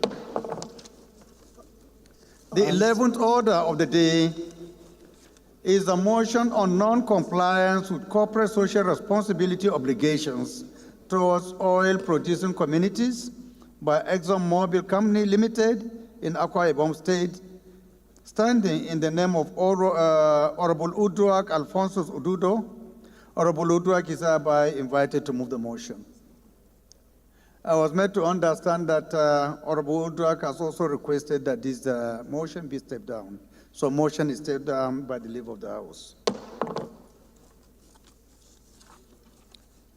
The 12th order of the day is a motion on rehabilitation of Obiaja, Ebu, and Asaba Federal Road in Aniocha, Oshimili Federal Constituency, standing in the name of Honorable Ngozi Okoli. Honorable Okoli is hereby invited to move the motion. Thank you so very much, Mr. Speaker. My name is Ngozi Okoli. I represent Aniocha Oshimili constituency. I'm from Delta State. This is a motion for the rehabilitation of the federal road in Oshimili, Aniocha Federal Constituency. The House notes that the Ubiaja Ebu Asaba in Oshimili Federal Constituency is a high commuter road with across the state which facilitates commercial activities both within the state and outside the state. Worried that with the present rate of road commercial activities of residents will be immensely affected and paralyze economic activities within that region, ultimately leading to the loss of millions of naira worth of goods. Cognizant that the rehabilitation of the road would boost economic... Honorable Lalu, approach the chair. ...economic activities in the region and facilitate quick movement of people from the region to the nation's capital in record time. The House resolves to urge the Federal Ministry of Works and FEMA to immediately commence repairs on the Ubiaja Ebu Road in Edo State and Oshimili North, Oshimili South of Delta State. Mandate the Committee of Legislative Compliance to ensure compliance. I so move, Mr. Speaker. Thank you.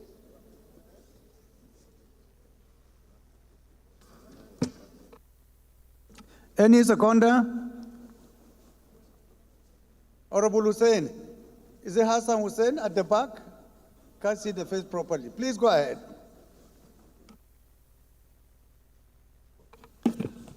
Thank you, Mr. Speaker. My name is Honorable Mukhtar Umar Zakari. I represent Taroni Federal Constituency, Mr. Speaker. I'm from Kano. I rise to second the motion heavily moved by my brother here. I so second. Those in support of this motion should say aye. Those against should say nay. The ayes have it. This motion is referred to the Committee on Legislative Compliance for further legislative action. The 13th order of the day is a motion on deteriorating state of electricity supply in Mina and environs. Standing in the name of Honorable Yusuf Kure Baraji. Honorable Baraji is hereby invited to move the motion. Is he around? I'm around, Mr. Speaker. Okay, please go ahead. Thank you, Mr. Speaker, my honorable colleagues. My name is Yusuf Kure Baraji. I represent the people of Boso Paikoro Federal Constituency. Mr. Speaker, I'm from Niger State. Mr. Speaker, I rise this afternoon to move a motion on the deteriorating power supply to Mina and its environment. The House do note that Niger State is home to crucial power generation infrastructure,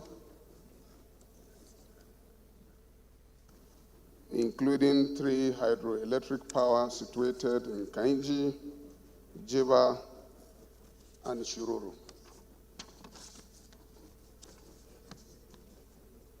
Aware of the recent hike, 240% hike in electricity tariff, which saw the rate increase from 60 naira per kilowatt to 225 naira across bandwidth. Alarmed that with incidences of grid collapse, residents and businesses in Mina, Metropolis, and its environment have continued to experience prolonged power outrage despite charging consumers under different tariff bands. Concerned that the recent banding of customers into A, B, and C groups, the Nigerian Electricity Regulatory Commission, NERC, based on expected hours of supply, has not translated to actual supply realities on ground. Mr.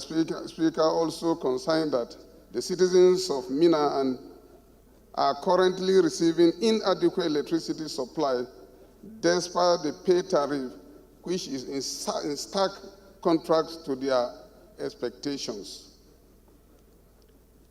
Therefore, resolved to 1, mandate the Committee on Power to interface with the Nigerian Electricity Regulatory Commission, Transmission Company, and Abuja Electricity Distribution Company to identify and address issues of poor supply of power. 2, also mandate the Committee on Power to monitor the restoration of stable electricity in Mina as soon as possible and investigate the poor electricity supply situation in Mina and its environment and report back to this Hallowed Chamber within 2 weeks. Thank you, Mr. Speaker, for this singular opportunity, and I so move. Any seconder? You must be from Niger. You must be from Niger, or a friend of Niger. This Rivers man, are you sure? So please, second, go ahead. Thank you, Mr. Speaker. Honorable colleagues, my name remains Honorable Boniface Merengwa, representing the people of Ikwerre Federal Constituency. Mr. Speaker, I'm from Rivers State. Mr. Speaker, as a friend of Niger, I rise to second the motion, heavily moved by my friend, Yusuf Baraji, as a second. Thank you. Those in support of this motion should say aye. Those against should say nay. The ayes have it. This motion is referred to the Committee on Power for further legislative actions. The 14th order of the day is a motion on the need to complete the Okaki, Yenegwe, Okole-Nembe Road project, standing in the name of Honorable Mitema Obodo. Honorable Obodo is hereby invited to move the motion. Thank you, revered and speaking speaker, the man in whom we are all well pleased. Very distinguished honorable colleagues, my name is Obodo Mitema, and I speak for Ogbea Federal Constituency. Mr. Speaker, my motion is on the need to complete the Okaki Yenegwe Kolo Nembe Road project. The House notes that the Okaki Kolo Yenegwe Nembe Road project connects over 30 communities across 4 local governments areas of Rivers and Bayelsa State.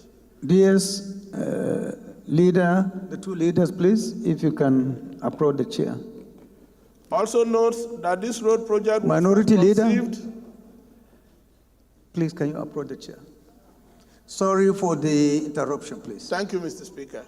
And awarded in 1943 during the colonial era for a paltry sum of £3 million.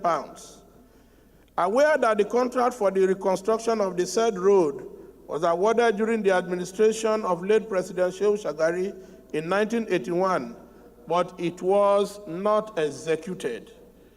Also aware that during the administration of late President Umaru Yar'Adua, the contract for the reconstruction of the road was re-awarded to Messrs. Eneco Company Limited at the contract sum of 9,983,340,780 naira, with a completion term of 24 months.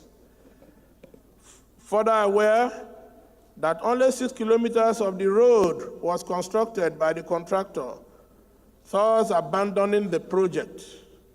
Worried that the non-completion of this road project has negatively affected travel time and access to local markets, workplaces, educational institutions, and farms.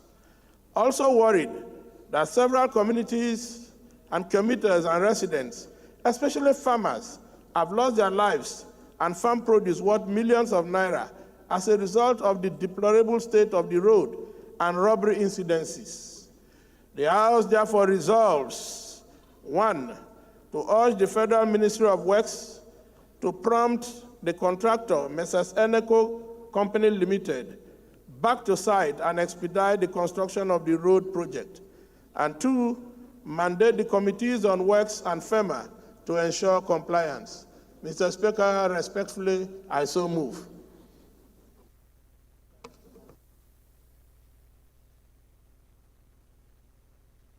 Any seconder?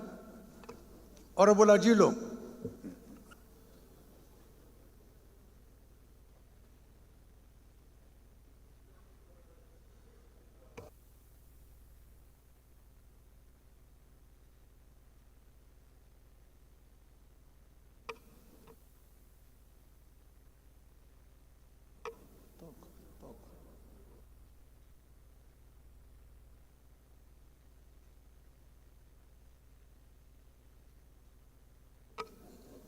Thank you very much, Mr. Speaker. My dear colleagues, my name is Umar Ajilo, member representing Makarfi Kudan Federal Constituency. I am from the Zazo Emirate Council of Kaduna State. I rise to second the motions ably moved by my very good friend and brother, Honorable Mitama. I so second, Mr. Speaker. Thank you. Thank you, Ajilo, for recognizing your roots. Those in support of this motion should say aye. Those against should say nay. That is it. And for your information, the DS will soon be one of the members of Zazo Emirate Council, by the grace of God.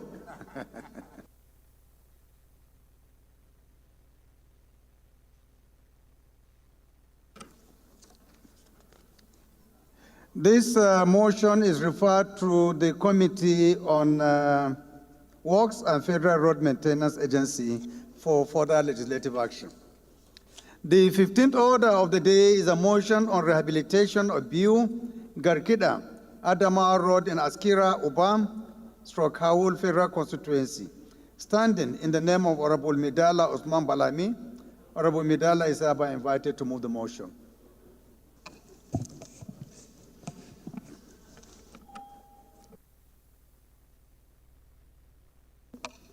Right, Honorable Speaker, honorable colleagues, my name is Dr. Midala Usman Balami.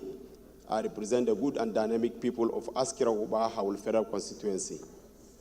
Right, Honorable Speaker, I rise this morning to move the motion on the need for urgent funding to rehabilitate the Biu Garkida Gombe Road in the Askira Uba Hawul Federal Constituency in Borno and Adamawa states. Honorable colleagues, the House notes that the Biu-Garkida Road, a critical transportation link serving several communities in the Askira-Uba Hawul Federal constituency, has fallen into a severe disrepair, posing significant risks to commuters and hindering economic activities in the region. Also note that the road's deplorable condition has caused numerous accidents, leading to loss of lives, injuries, and substantial damage to vehicles. These deteriorated infrastructures not only endanger the safety of road users, but also impaired the socio-economic development of the area. Concerned that the current state of the Biu-Garkida Adama Road is likely to worsen with the onset of the rainy season, further increase the risk of accident and hampering transportation of goods and services, it is critical to address this issue promptly to avoid further loss of lives and economic stagnation. Worried that despite being awarded for construction and rehabilitation in 2020, the road project has not received the necessary attention and resources, leading to continued degradation and significant challenges for commuters and businesses in the region. Aware that the rehabilitation of this road is vital not only for safety and well-being of the residents of Borno and Adamawa State, but also for the overall connectivity and economic stability of the Northeast region. The Biu-Garkida Gombe Road is key route for transportation, trade, and access to essential services. The House resolved to urge the federal government, Ministry of Budget and Planning, Works and other relevant agencies to allocate funding and resources to rehabilitate Biu-Garkida Gombe Road. Also urge the federal government to prioritize this project and ensure that the road rehabilitation is completed without further delay to safeguard lives, support economic growth, and enhance transportational infrastructure in Askira-Uba Federal Constituency and the Northeast region. Urge the Committee on Works and Appropriation and other relevant MDS to allocate funds, monitor the progress of this vital infrastructure project to guarantee timely completion, effective use of the allocated fund. Mandate Committee on Legislative Compliance to ensure compliance. I so move, Mr. Speaker. Thank you. Any seconder? I will do something that I have never done before, because definitely if it is Borno affair, I know who should be the seconder. Even if he choose not to, I will recognize him to second this very important motion. Honorable Batera.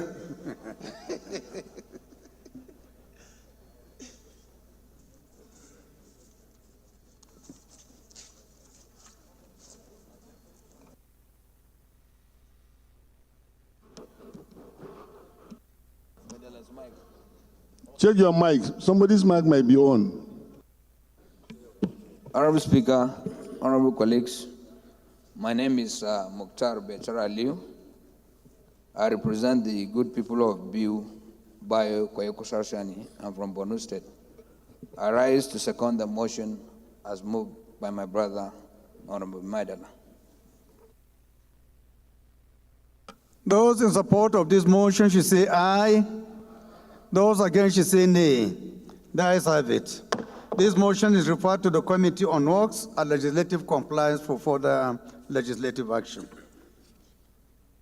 The 16th order of the day is a motion on installation of appropriate and adequate metering system by the Department of Petroleum Resources of Nigeria, standing in the name of Honorable Afupe Moruf Afolabi.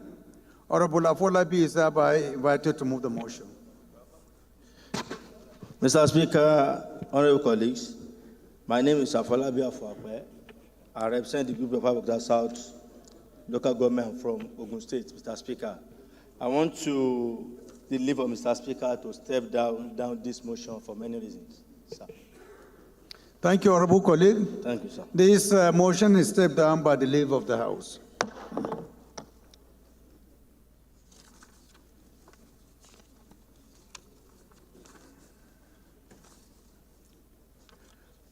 Honorable members, the next business of the day is presentation of one bill. I now invite the clerk to read its short title. Right, Honorable Speaker, honorable members. Nigeria Police Act Amendment Bill 2024, first reading.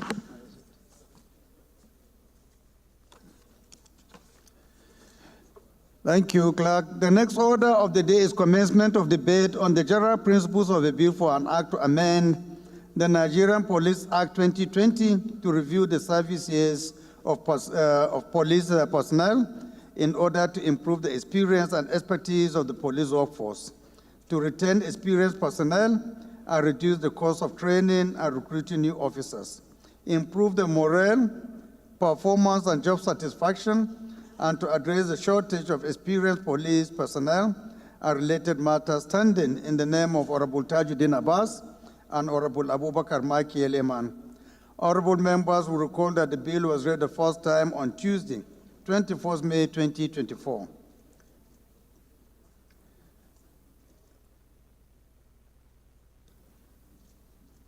Honorable colleagues, I will invite the Chairman, Rules and Business, to move that the House will suspend the relevant provisions of the standing orders to enable the House commence and conclude debate on the general principles of this particular bill. Thank you. Thank you, Right Honorable Speaker. Francis Ejirogane Waive is my name. I represent the entire people of Ughelli North, Ughelli South, and Udu. I'm from Delta State. I rise to move that the House do suspend the relevant rules to allow the second reading of this all-important motion. I so move, Mr. Speaker. Any seconder? Yes, Honorable. Thank you. Thank you, Honorable Speaker, honorable members. Kwamoti Beatrice Lowry. I speak for the people of Jamsa Numan Lamurde Federal Constituency. I rise to second the motion as moved by Chairman Rules and Business. As a second. Those in support of this motion should say aye. Those against should say nay. The ayes have it.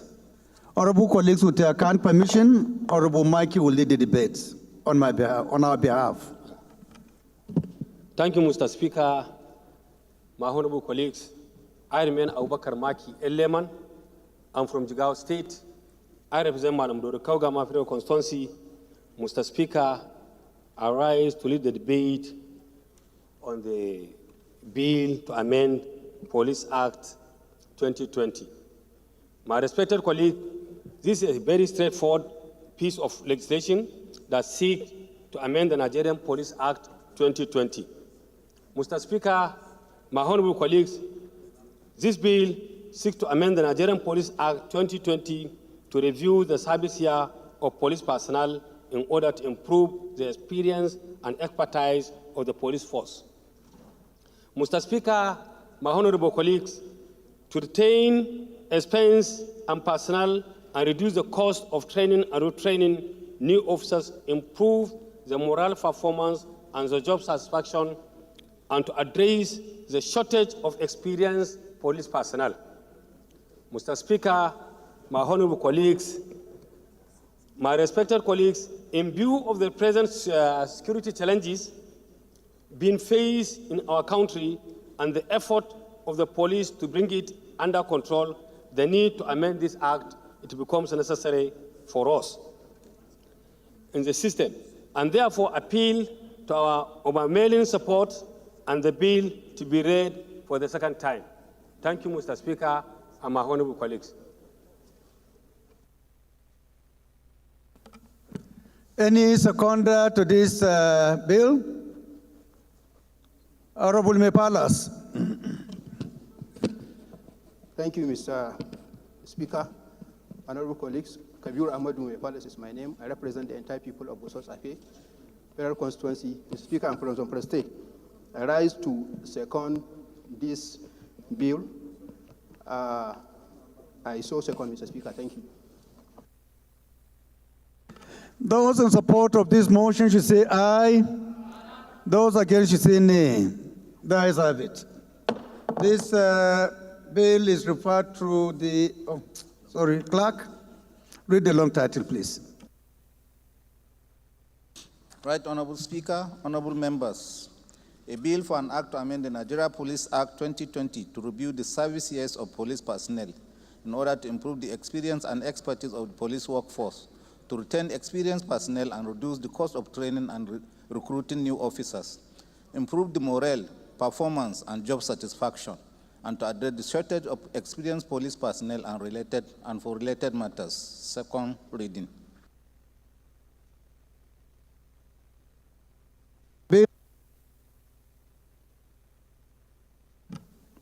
Thank you. Honorable colleagues, we have two announcements. The first is coming from the Deputy Speaker and reads as follows. Emergency meeting of all the zonal caucus leaders with the House leadership tomorrow, Wednesday, 22nd May 2024, at the conference room of the Deputy Speaker. Attendance is mandatory. Very important issues to be discussed, please. Time is going to be 3 p.m. Signed, Right Honorable Benjamin Kalu, Deputy Speaker. The next announcement is coming from the Office of the Deputy Chairman, Committee on Police Affairs, Honorable Dr. Wale Hamed, and the message reads as follows. It is with profound sadness that I convey the passing of the dearly beloved father of our esteemed colleague and brother, Right Honorable Obasa, Speaker of the Lagos State House of Assembly. Alesulema Atanda Obasa, age 83, peacefully departed in the early hours of today. He leaves behind his devoted wives, children, and grandchildren. Mr. Speaker and my respected colleagues, I humbly request your heartfelt sympathies and prayer for Honorable Obasa and his entire family during this difficult time. With sincere condolence. Signed, Honorable Dr. Hamid Adiwale. So, honorable colleagues, shall we rise for a minute silence in honor of this very, very important son of our citizen of Nigeria and an eminent person from Lagos State.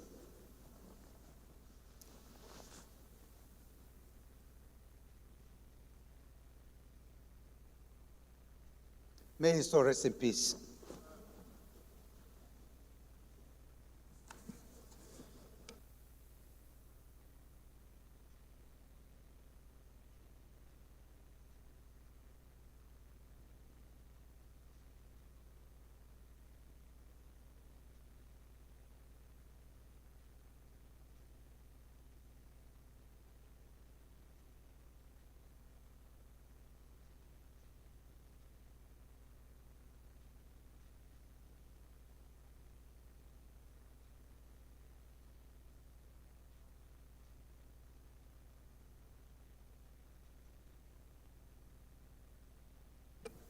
Honorable colleagues, the 17th order of the day is consideration of 5 reports of the Committee on Public Petition. On public petitions, Honorable Mike Eteba, if he's around, can please move for their consideration. Honorable Eteba. Mr. Speaker, honorable colleagues, my name is Mike Etaba, member representing Obubraitung. I'm from Cross River, the People's Paradise. Mr. Speaker, I move for the consideration of the following reports to be considered. Mr. Speaker, the report to be considered is the House to consider the report of the Committee on Public Petitions on the petition by A.E. Adole and Co. against Julius Berger Nigeria PLC, Ijora, Lagos, a case for conspiracy, vendetta, criminal defamation, and conduct likely to cause breach of peace. Mr. Speaker, another report to be considered is the House do consider the reports of the Committee on Public Petitions on the petition by Dr. Hilary Ibe against the Veterinary Council of Nigeria for reinstatement and payment of full benefits and approve recommendations therein. Mr. Speaker, the following report is the report on report by Dr. Momeke George Oyekanjike against Bini Owena River Basin Development Authority. And another report is to be considered is the House do consider the report of the Committee on Public Petitions on the petition by Joseph Andrew against the Nigerian National Petroleum Company Limited, NNPCL, as appeal for reinstatement back to service and approve recommendations therein. Mr. Speaker, the last but not the least report to be considered is the report on the petition by MC Chambers against MultiChoice Nigeria Limited, the National Broadcasting Commission, and the Federal Competition and Consumers Protection Council. Mr. Speaker, my dear colleagues, these are the reports to be considered. I thereby move, Mr. Speaker.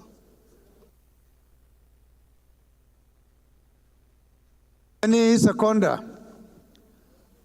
Honorable Rotimi. Thank you very much, Mr. Speaker. My name is Akitunde Rotimi Jr. I represent the good people of Ekiti North 1 Federal Constituency, which comprises Ikole and Oye local governments. Mr. Speaker, I'd like to second the motion that these reports do hereby be accepted, so as submitted by Honorable Mike Etaba. Thank you very much, Mr. Speaker. Those in support of this motion should say aye. Those against should say nay. That's it.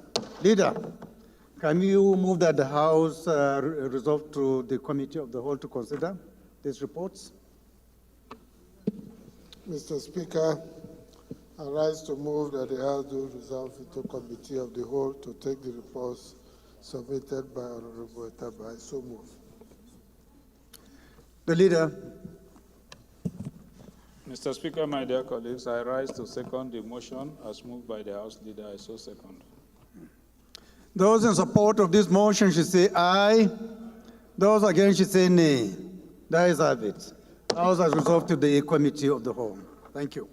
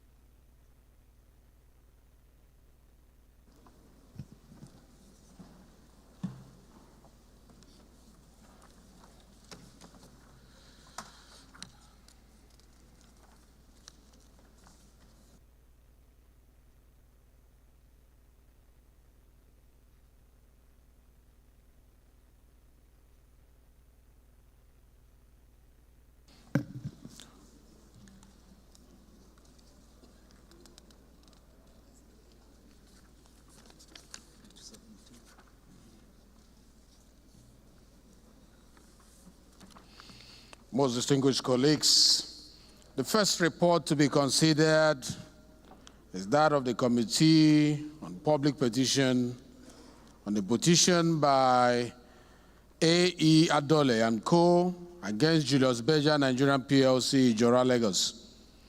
A case of conspiracy to vendetta, criminal defamation, and conduct likely to cause breach of peace. I invite Honorable Mike Etaba to give the synopsis of the report. Make it 1 minute, please. 1 minute.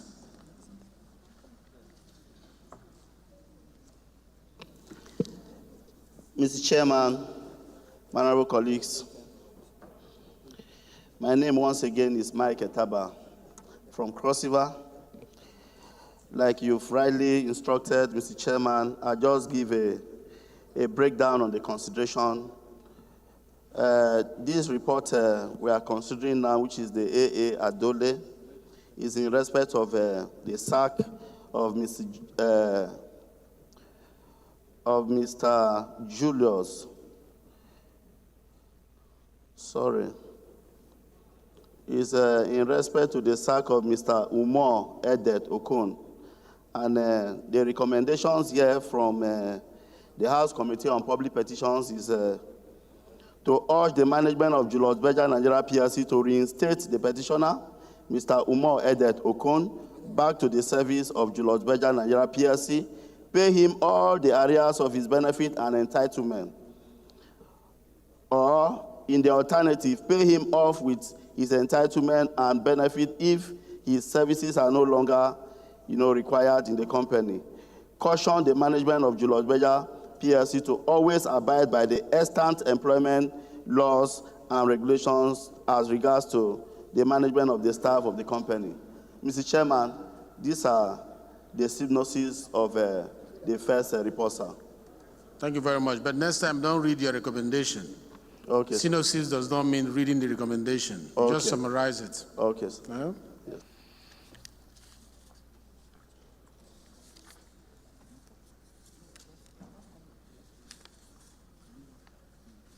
So the question is that recommendation 6.1 to 6.4 be made part of the working instrument of the House. Recommendation 1, 2, 3, 4.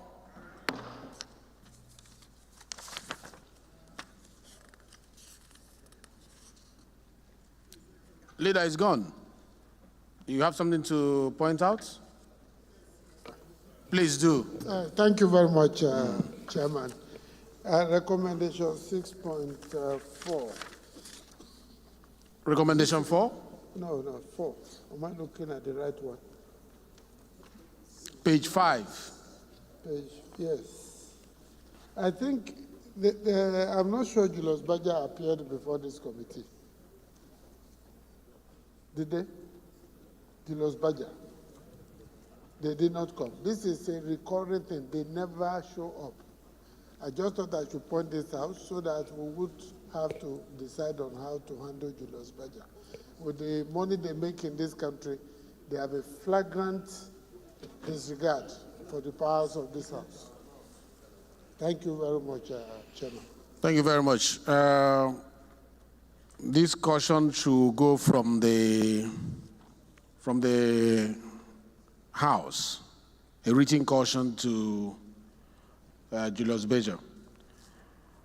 Clerk, please take notes, because the prayer number 4, they are talking about the application of prayer number 4, which is caution management of Julius Berger. So this caution is expected to emanate from your office immediately. Please send me a copy. I would like to follow up this. And this information also is vital for other private sector players. If you are invited for issues that affects the common citizens of this country, it's not enough to hide under the umbrella of playing in the private sector field. As long as citizens' interest is involved, the parliament has the right to ask questions with regards to things you are doing that affect their lives.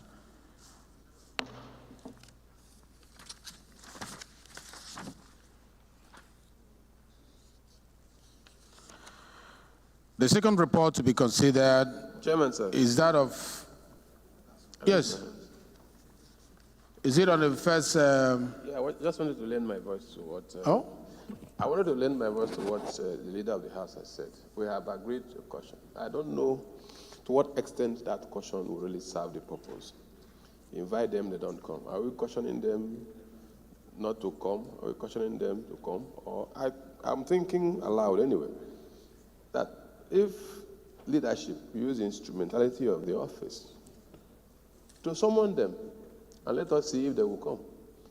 Because a mere caution, I don't know how far that will go, how far-reaching it will be. It's a common practice, especially with this company that has been. If they didn't appear, and we have just cautioned them, what defense have they provided? What insight have they given to us? Nothing. So I think it would be necessary to use the instrumental of your office. So you summon them. Let us see whether they will appear. And if they don't, then you apply the other aspect of the law that requires that if they need to appear and they don't come, of course, you can issue a warrant of arrest. Let the world see that we are serious with what we are doing. There is no other place higher than the National Assembly with regards to lawmaking or holding people accountable. If the law allows the National Assembly to hold even the President of the Federal Republic accountable, I do not see how and why the National Assembly cannot hold a company operating within this country accountable. If we let this go, I think we have just thrown our powers overboard, and several others will take a cue from it. So we should put our feet down and ensure that this will be the final way or means to resolve all these issues that people have been throwing around. There are other reports of other, even heads of parastatals that would show this level of disdain to Parliament. They will refuse to come. They are also watching to see what you would do. They have friends. They could be talking to each other.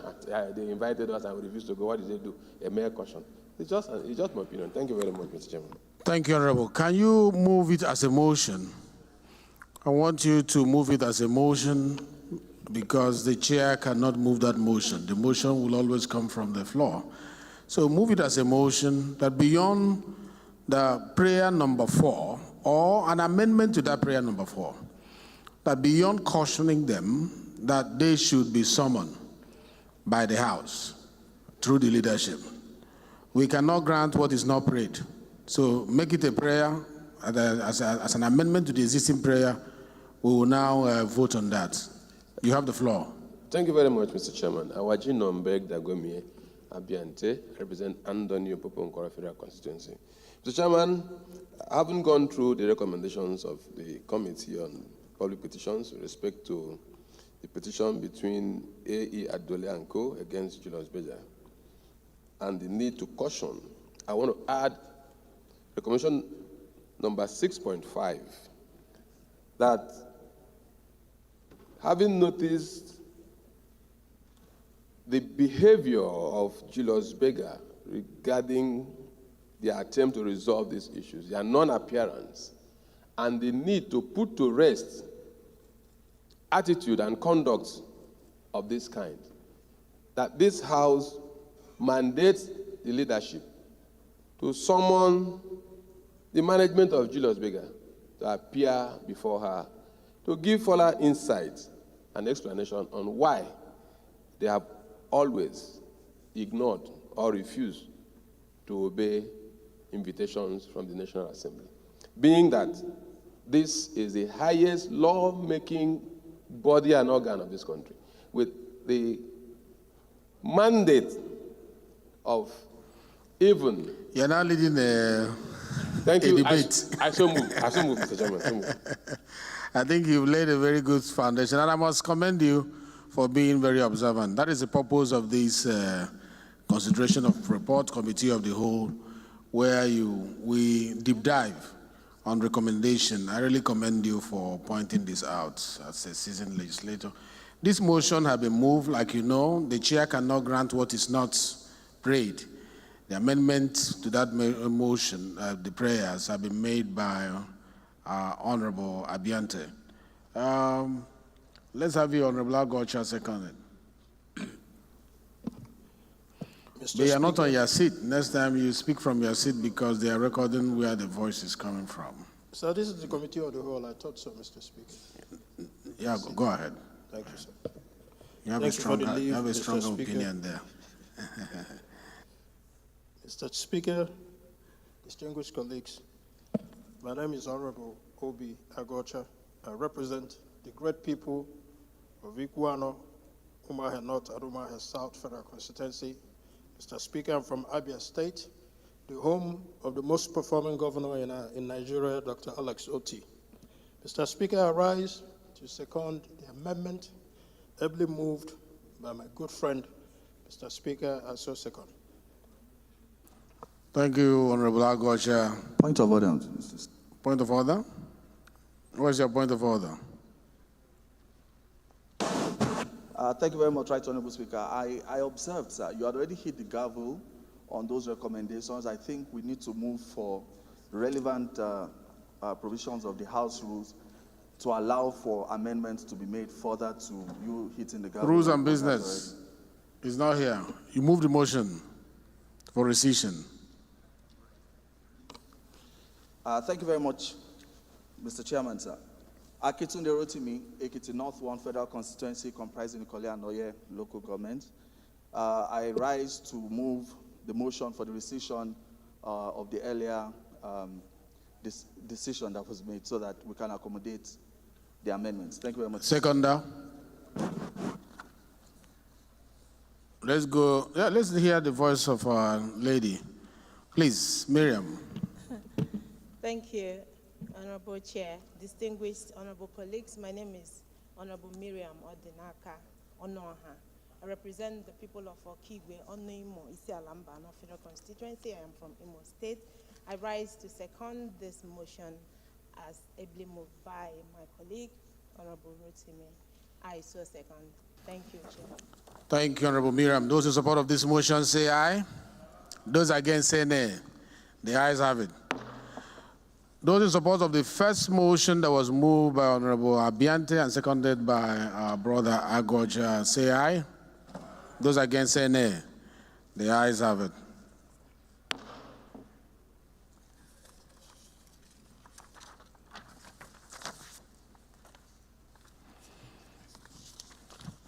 Honorable colleagues, the second report to be considered is that of the Committee on Public Petition on the petition by Dr. Hilary Ibe against the Veterinary Council of Nigeria for reinstatement and payment of full benefit. I invite Honorable Mike Etaba to give the synopsis of the report. 1 minute, please.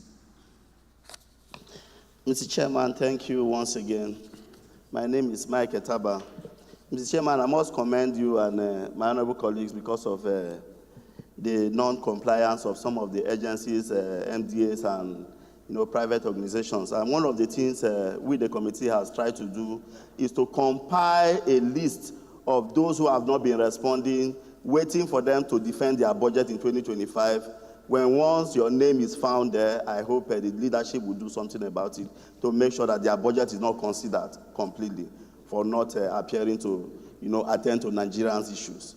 Mr. Chairman, I go further to take the second report. The second report is about Dr. Ibe. And Dr. Ibe case is Veterinary Council accused him of fraudulent practices and then took the matter to EFCC. EFCC down took the matter to court and abandoned the matter. And when they abandoned the matter, the judge had to strike out the matter, and Mr. Ibe now approached the court. And EFCC didn't bother to appeal, neither did the Veterinary Council bother to appeal. So this was the crop of the matter, and the committee considered the issue, and a report was produced, and this is the report we are presenting to the House, Mr. Chairman. If the matter appeared before court, yes, sir. What was the judgment of court, the order of court? The order of court did not find him guilty. The order of court did not find him guilty. In fact, there was no judgment because EFCC was not appearing.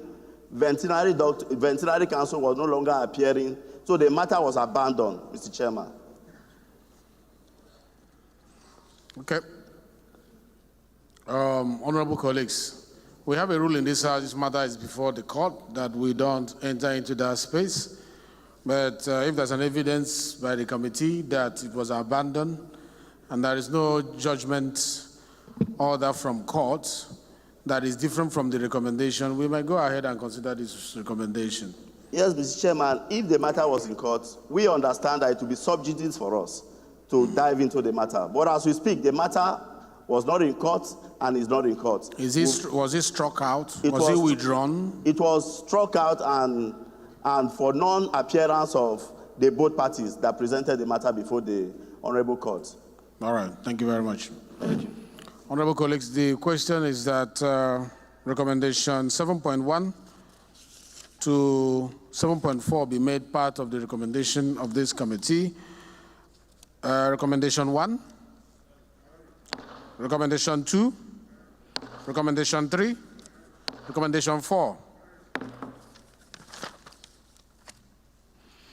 Most distinguished colleagues, the third report to be considered is that of Committee on Public Petition on the petition of Dr. Momeke George, Onyekam GK, against the Benin Owena River Basin Development Authority on a complaint of unfair treatment and handling of service condition, an appeal for investigation and consideration of his petition brought before the 9th Assembly was not concluded before the end of the 9th Assembly. I invite Honorable Mike Etaba to give the synopsis of the report. Is it coming from 9th Assembly or it was entertained by this Assembly? It came from 9th Assembly, but it wasn't considered, Mr. Chairman. So the report was not concluded. You know, when you do a report without consideration in the House, So did you review the report? Yes, I reviewed the report. The petition was brought back to the House. It was taken in the House. Then we took the matter fresh again. Okay. Yes, Mr. Chairman. So synopsis, 1 minute. So, Mr. Chairman, our simple recommendation is for Owena Basin Authority to reinstate Mr. George Moemeka for not following the rules specified by the civil service, laid down practice. So we recommend that the House reinstate Mr. George Moemeka, and that was our final. Thank you very much. Honorable colleagues, the question is that recommendation 1 to 6, that is 6.1 to 6.6, be made part of the recommendation of the report of this committee. Recommendation 1, recommendation 2, recommendation 3, recommendation 4, 5, 6.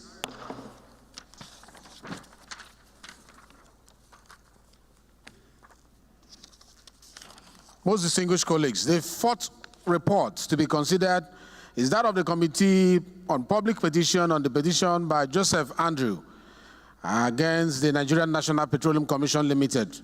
An appeal for reinstatement back to service. I invite Honorable Mike Etaba to give the synopsis of the report. 1 minute. Thank you, Mr. Chairman, my honorable colleagues. Well, Mr. Chairman, like we earlier said, NNPC is one of the worst organizations that least respond to Nigerians' plight. And in the course of this petition, we never saw them. They didn't appear. And based on our evidence and facts before us, they ought to have listened to this man, treat this man as a Nigerian, so that this issue will be handled before even coming to the committee.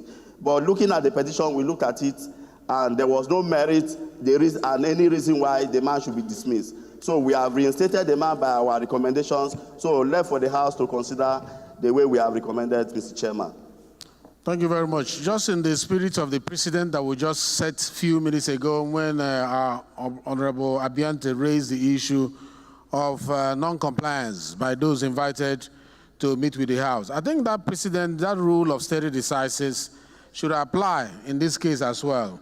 But it is up to the House to decide. So can somebody move a motion, if you agree with this, that we also meet with NNPC as quickly as possible to be able to look into this in the spirit of what Honorable Abianta did before now? Who will move the motion? Mr. Speaker? Yes. My palace. Thank you, Mr. Chairman, honorable colleagues. Kabir Ahmadu Palace is my name. I represent the entire people of Gusau's Federal Constituency. Mr. Speaker, I'm from Zamfara State. Mr. Speaker, I rise to move a motion that the NNPC, the leadership of the House should summon NNPC immediately for non-compliance or for non-obeying the House. I so move, Mr. Speaker, Mr. Chairman. Any seconder to that? Marky. Thank you, Mr. Chairman, my honorable colleagues. I'm Abubakar Maki Elleman. I'm from Jigawa State. I represent Malamudori Kaugama Federal Constituency. I rise to second the motion heavily moved by my honorable colleague, Kabiru Palace. I so second. Thank you, Mr. Chairman. While summoning, well, let's ask the question first. Those in support of this motion, say aye. Those against, say nay. The ayes have it. Why sending that someone, the relevant committees that work with NNPC should also be around alongside the public petition committee of the House should be there with the leadership to engage on this issue.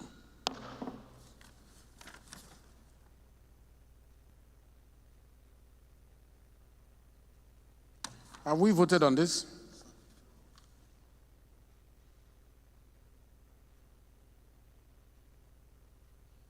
So we are using this as amendment as number 5, the 5th amendment to the prayers. Yes, please. Mr. Chairman, I have looked at the recommendations as captured here. I think the summon by the leadership should precede the consideration.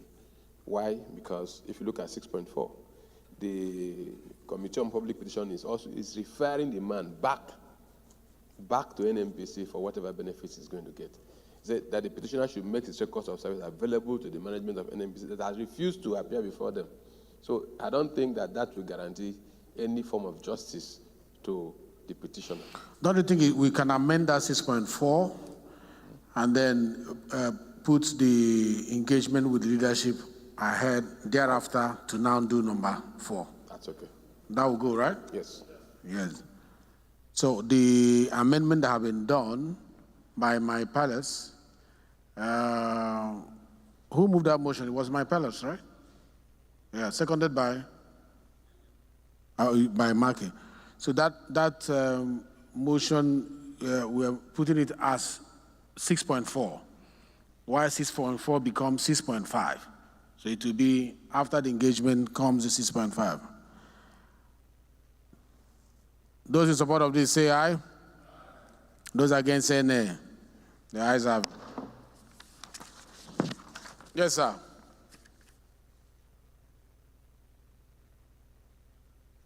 Press your mic. Okay, Chairman, my name is Dr. Alex Ebona. I represent Abiyako Federal Constituency. I'm from Cross River State. Recommendation 6.3. This is a public document. We should look at that grammar. 6.3, please.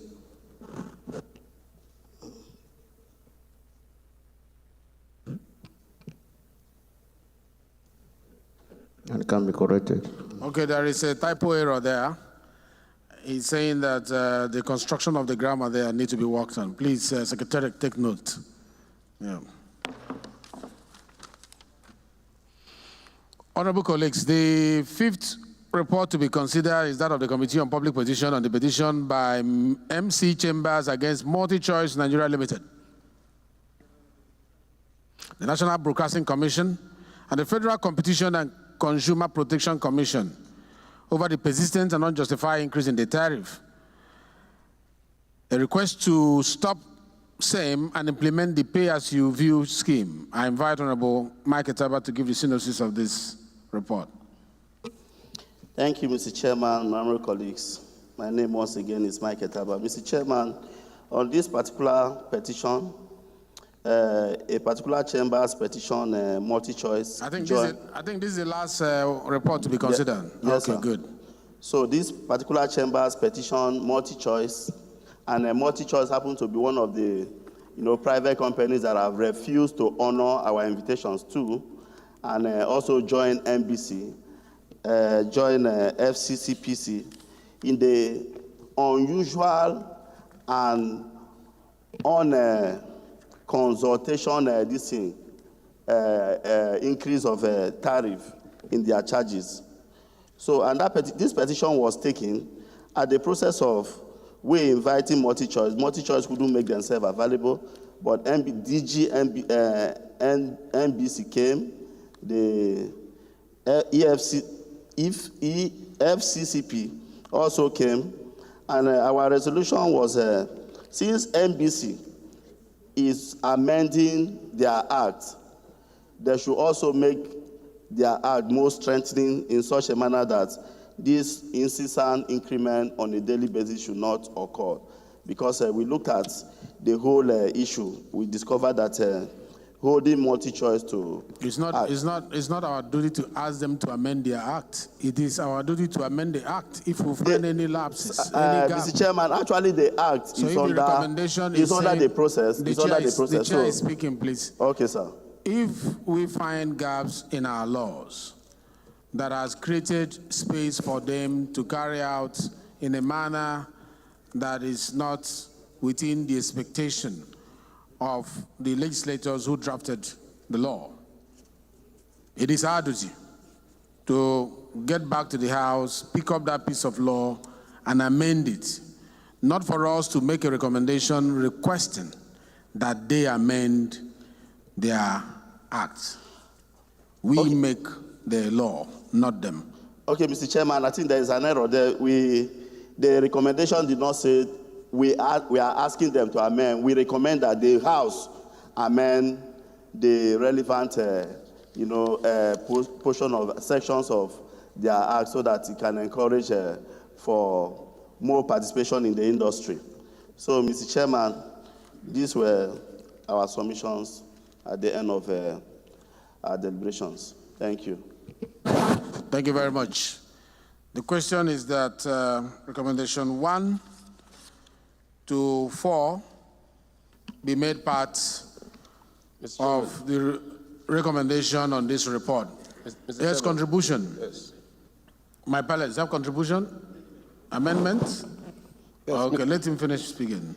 Mr. Chairman, sir, it is my candid opinion that the committee may not have done a very thorough job, sir. Because this is one petition that is very dear to the heart of Nigerians. All that the committee has tried to do is to shift the goalpost. One, if there is any part, any aspect of the act that requires amendment, the committee should have been able to highlight such that these are the areas that made them handicapped. Because what they're saying is that there's something in the act that needed to be amended. Probably that was why they didn't conclude they should have highlighted those ones to enable Parliament effectively pass that hurdle. Secondly, the recommendation number 2, I do not understand what the committee means by directing the Nigerian Broadcasting Commission to introduce more broadcasting industries to operate in Nigeria in order to allow free competition among the industry and subscribers. Probably the wordings, the clerk should do a better job. I am confused. I don't seem to understand exactly what message the committee is passing with this. I don't understand. What is free competition among industries and among subscribers? What is the meaning of broadcasting industries? Mr. Chairman, I do not understand to that extent. My knowledge of English is terribly limited, but what I know, I don't understand what message you want to pass on.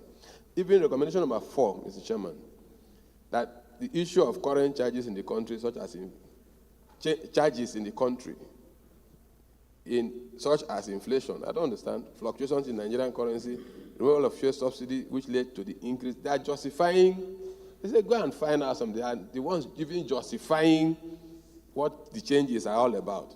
And they are asking that they should be resolved jointly by the consumers, the subscribers, MBC, So why did they even write the petition to you? If you're not asking consumers, the customers, probably somebody in Otueke, somebody in Damaturu to come and resolve with who? They ceded the powers to us. And they cried to us that, look, we should help them. This thing is getting to, you're asking them to come and sit down where, which hall we take every consumer of DSTV to come and resolve it. I do not think that the proper job has been done on this petition, sir. We should step it down and ask them to go and do the proper thing before they come back. Thank you very much, Mr. Chairman. You have a right of reply. You've heard what Honorable Abiente stated. Well, Mr. Chairman, what the issues my colleague has raised are very germane issues. And one of the issues he raised that is very critical is that those sections are supposed to be highlighted in the report so that the House will be properly guided.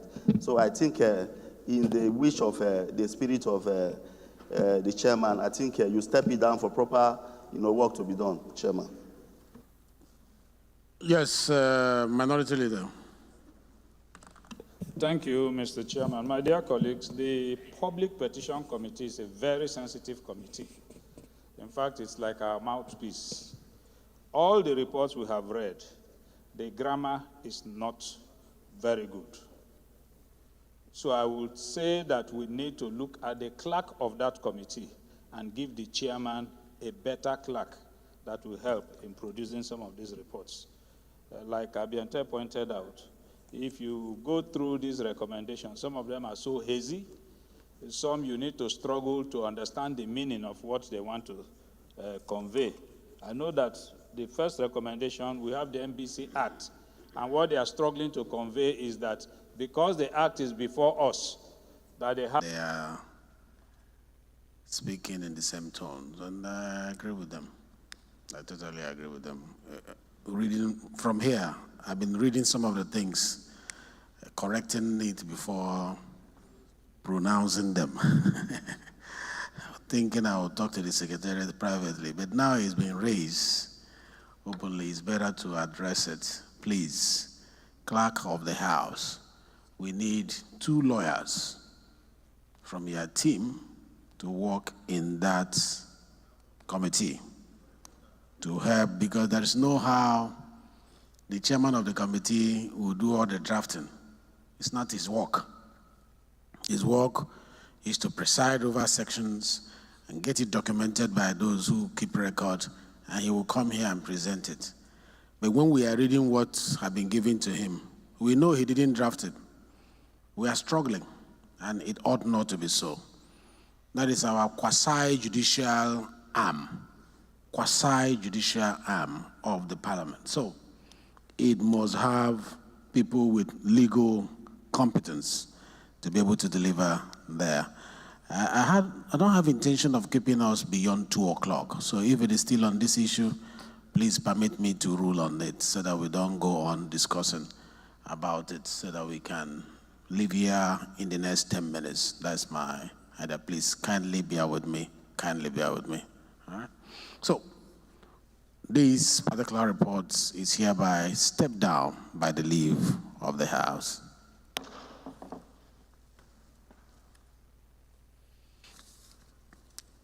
Leader, please move that we do revert to plenary to consider the report from the Committee of the Whole. Mr. Chairman, Julius Ihonvere, ON, DSSRS. You think I've forgotten. I rise to move that the House will revert to plenary so the chairman of the Committee of the Whole can give report to the House. Thank you very much. Minority Leader, please. Mr. Chairman, my dear colleagues, I rise to second the motion that we do revert to plenary to consider the report from the Committee of the Whole. I so second. Those in support of this motion say aye. Those against say nay. The ayes have it. The House hereby revert to committee to plenary to present report progress from the Committee of the Whole.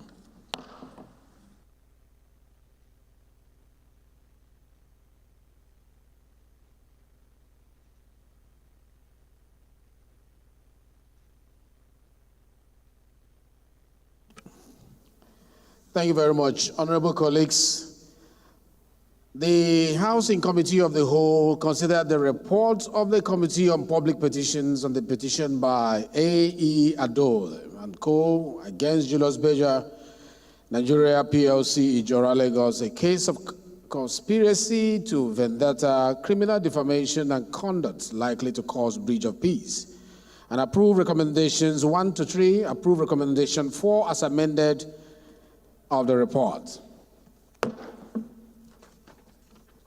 Most distinguished colleagues, the Housing Committee of the Whole considered the report of the Committee on Public Petitions on the petition by Dr. Hilary Ibe against the Veterinary Council of Nigeria for reinstatement and payment of full benefits, and approve recommendations 1 to 4 of the report.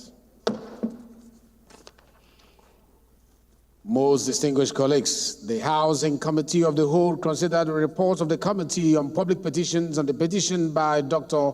Momeke George Onyekam Jinke against the Bini Owena River Basin Development Authority on a complaint of unfair treatment and handling of service conditions, an appeal for investigation and consideration of his petition brought before the 9th Assembly but was not concluded before the end of the 9th Assembly, and approve recommendations 1 to 5 of the report.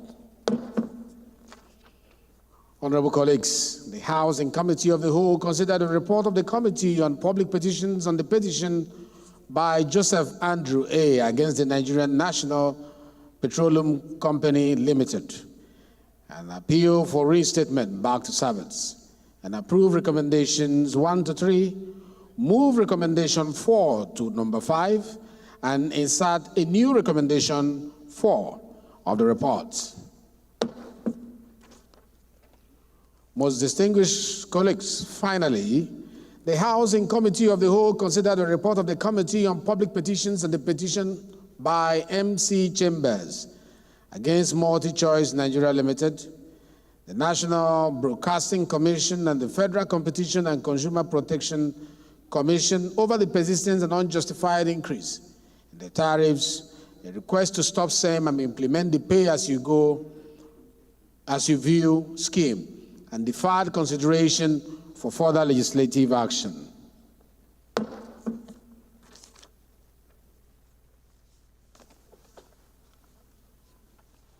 These reports are made working documents of the House after the adoption of the report motion to be moved by the Leader of the House. So, Leader, move that this report be adopted as a working instrument of the House.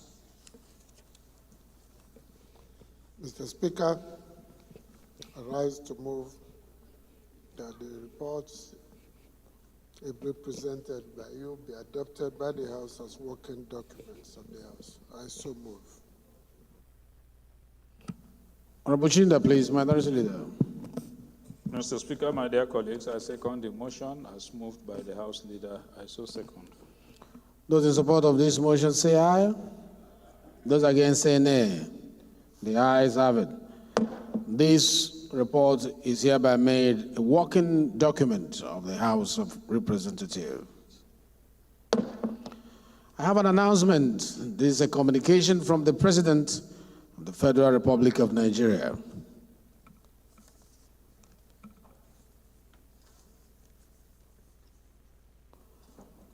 Right Honorable Tajuddin Abbas, PhD, Speaker of the House of Representatives, National Assembly, submission of 2024 statutory budget proposal of the Niger Delta Development Commission, NDDC.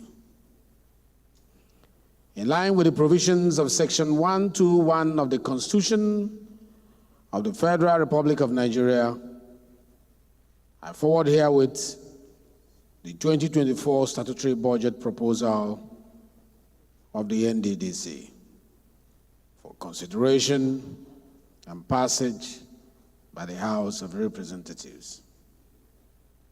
The budget proposal has been prepared on the basis of the NDDC's revenue and expenditure forecast and is aligned with the fiscal and developmental policies of the federal government and the renewed hope agenda.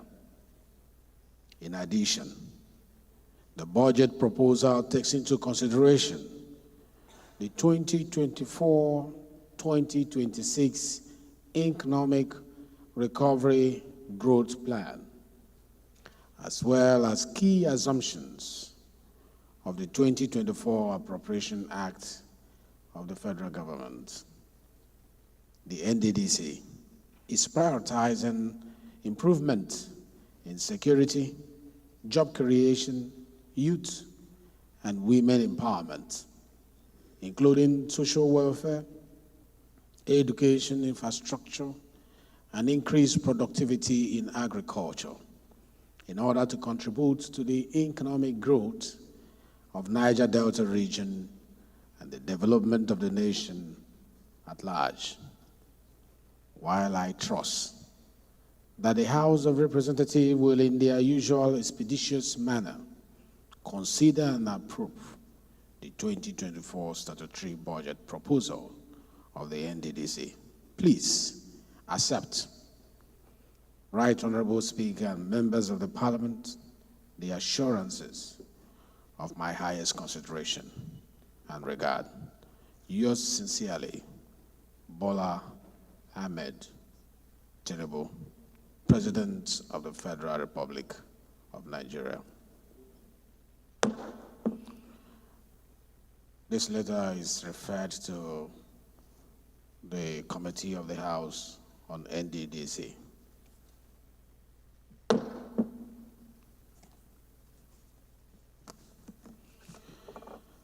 Leader, please move that this House do adjourn till tomorrow, same time, same place.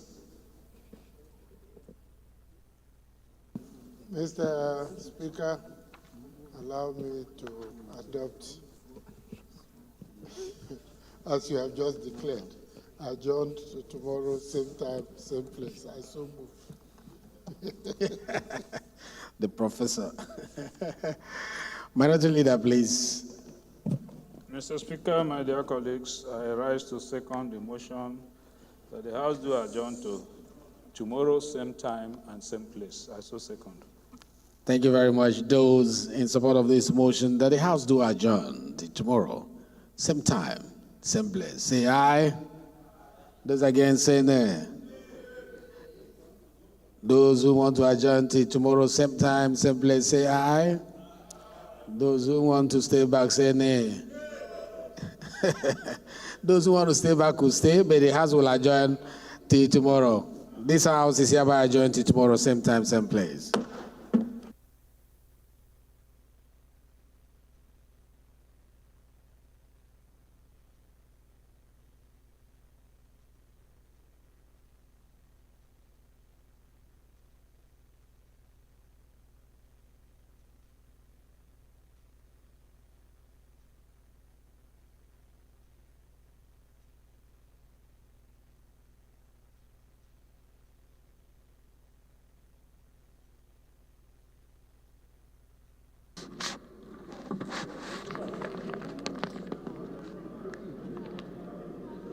Gracias.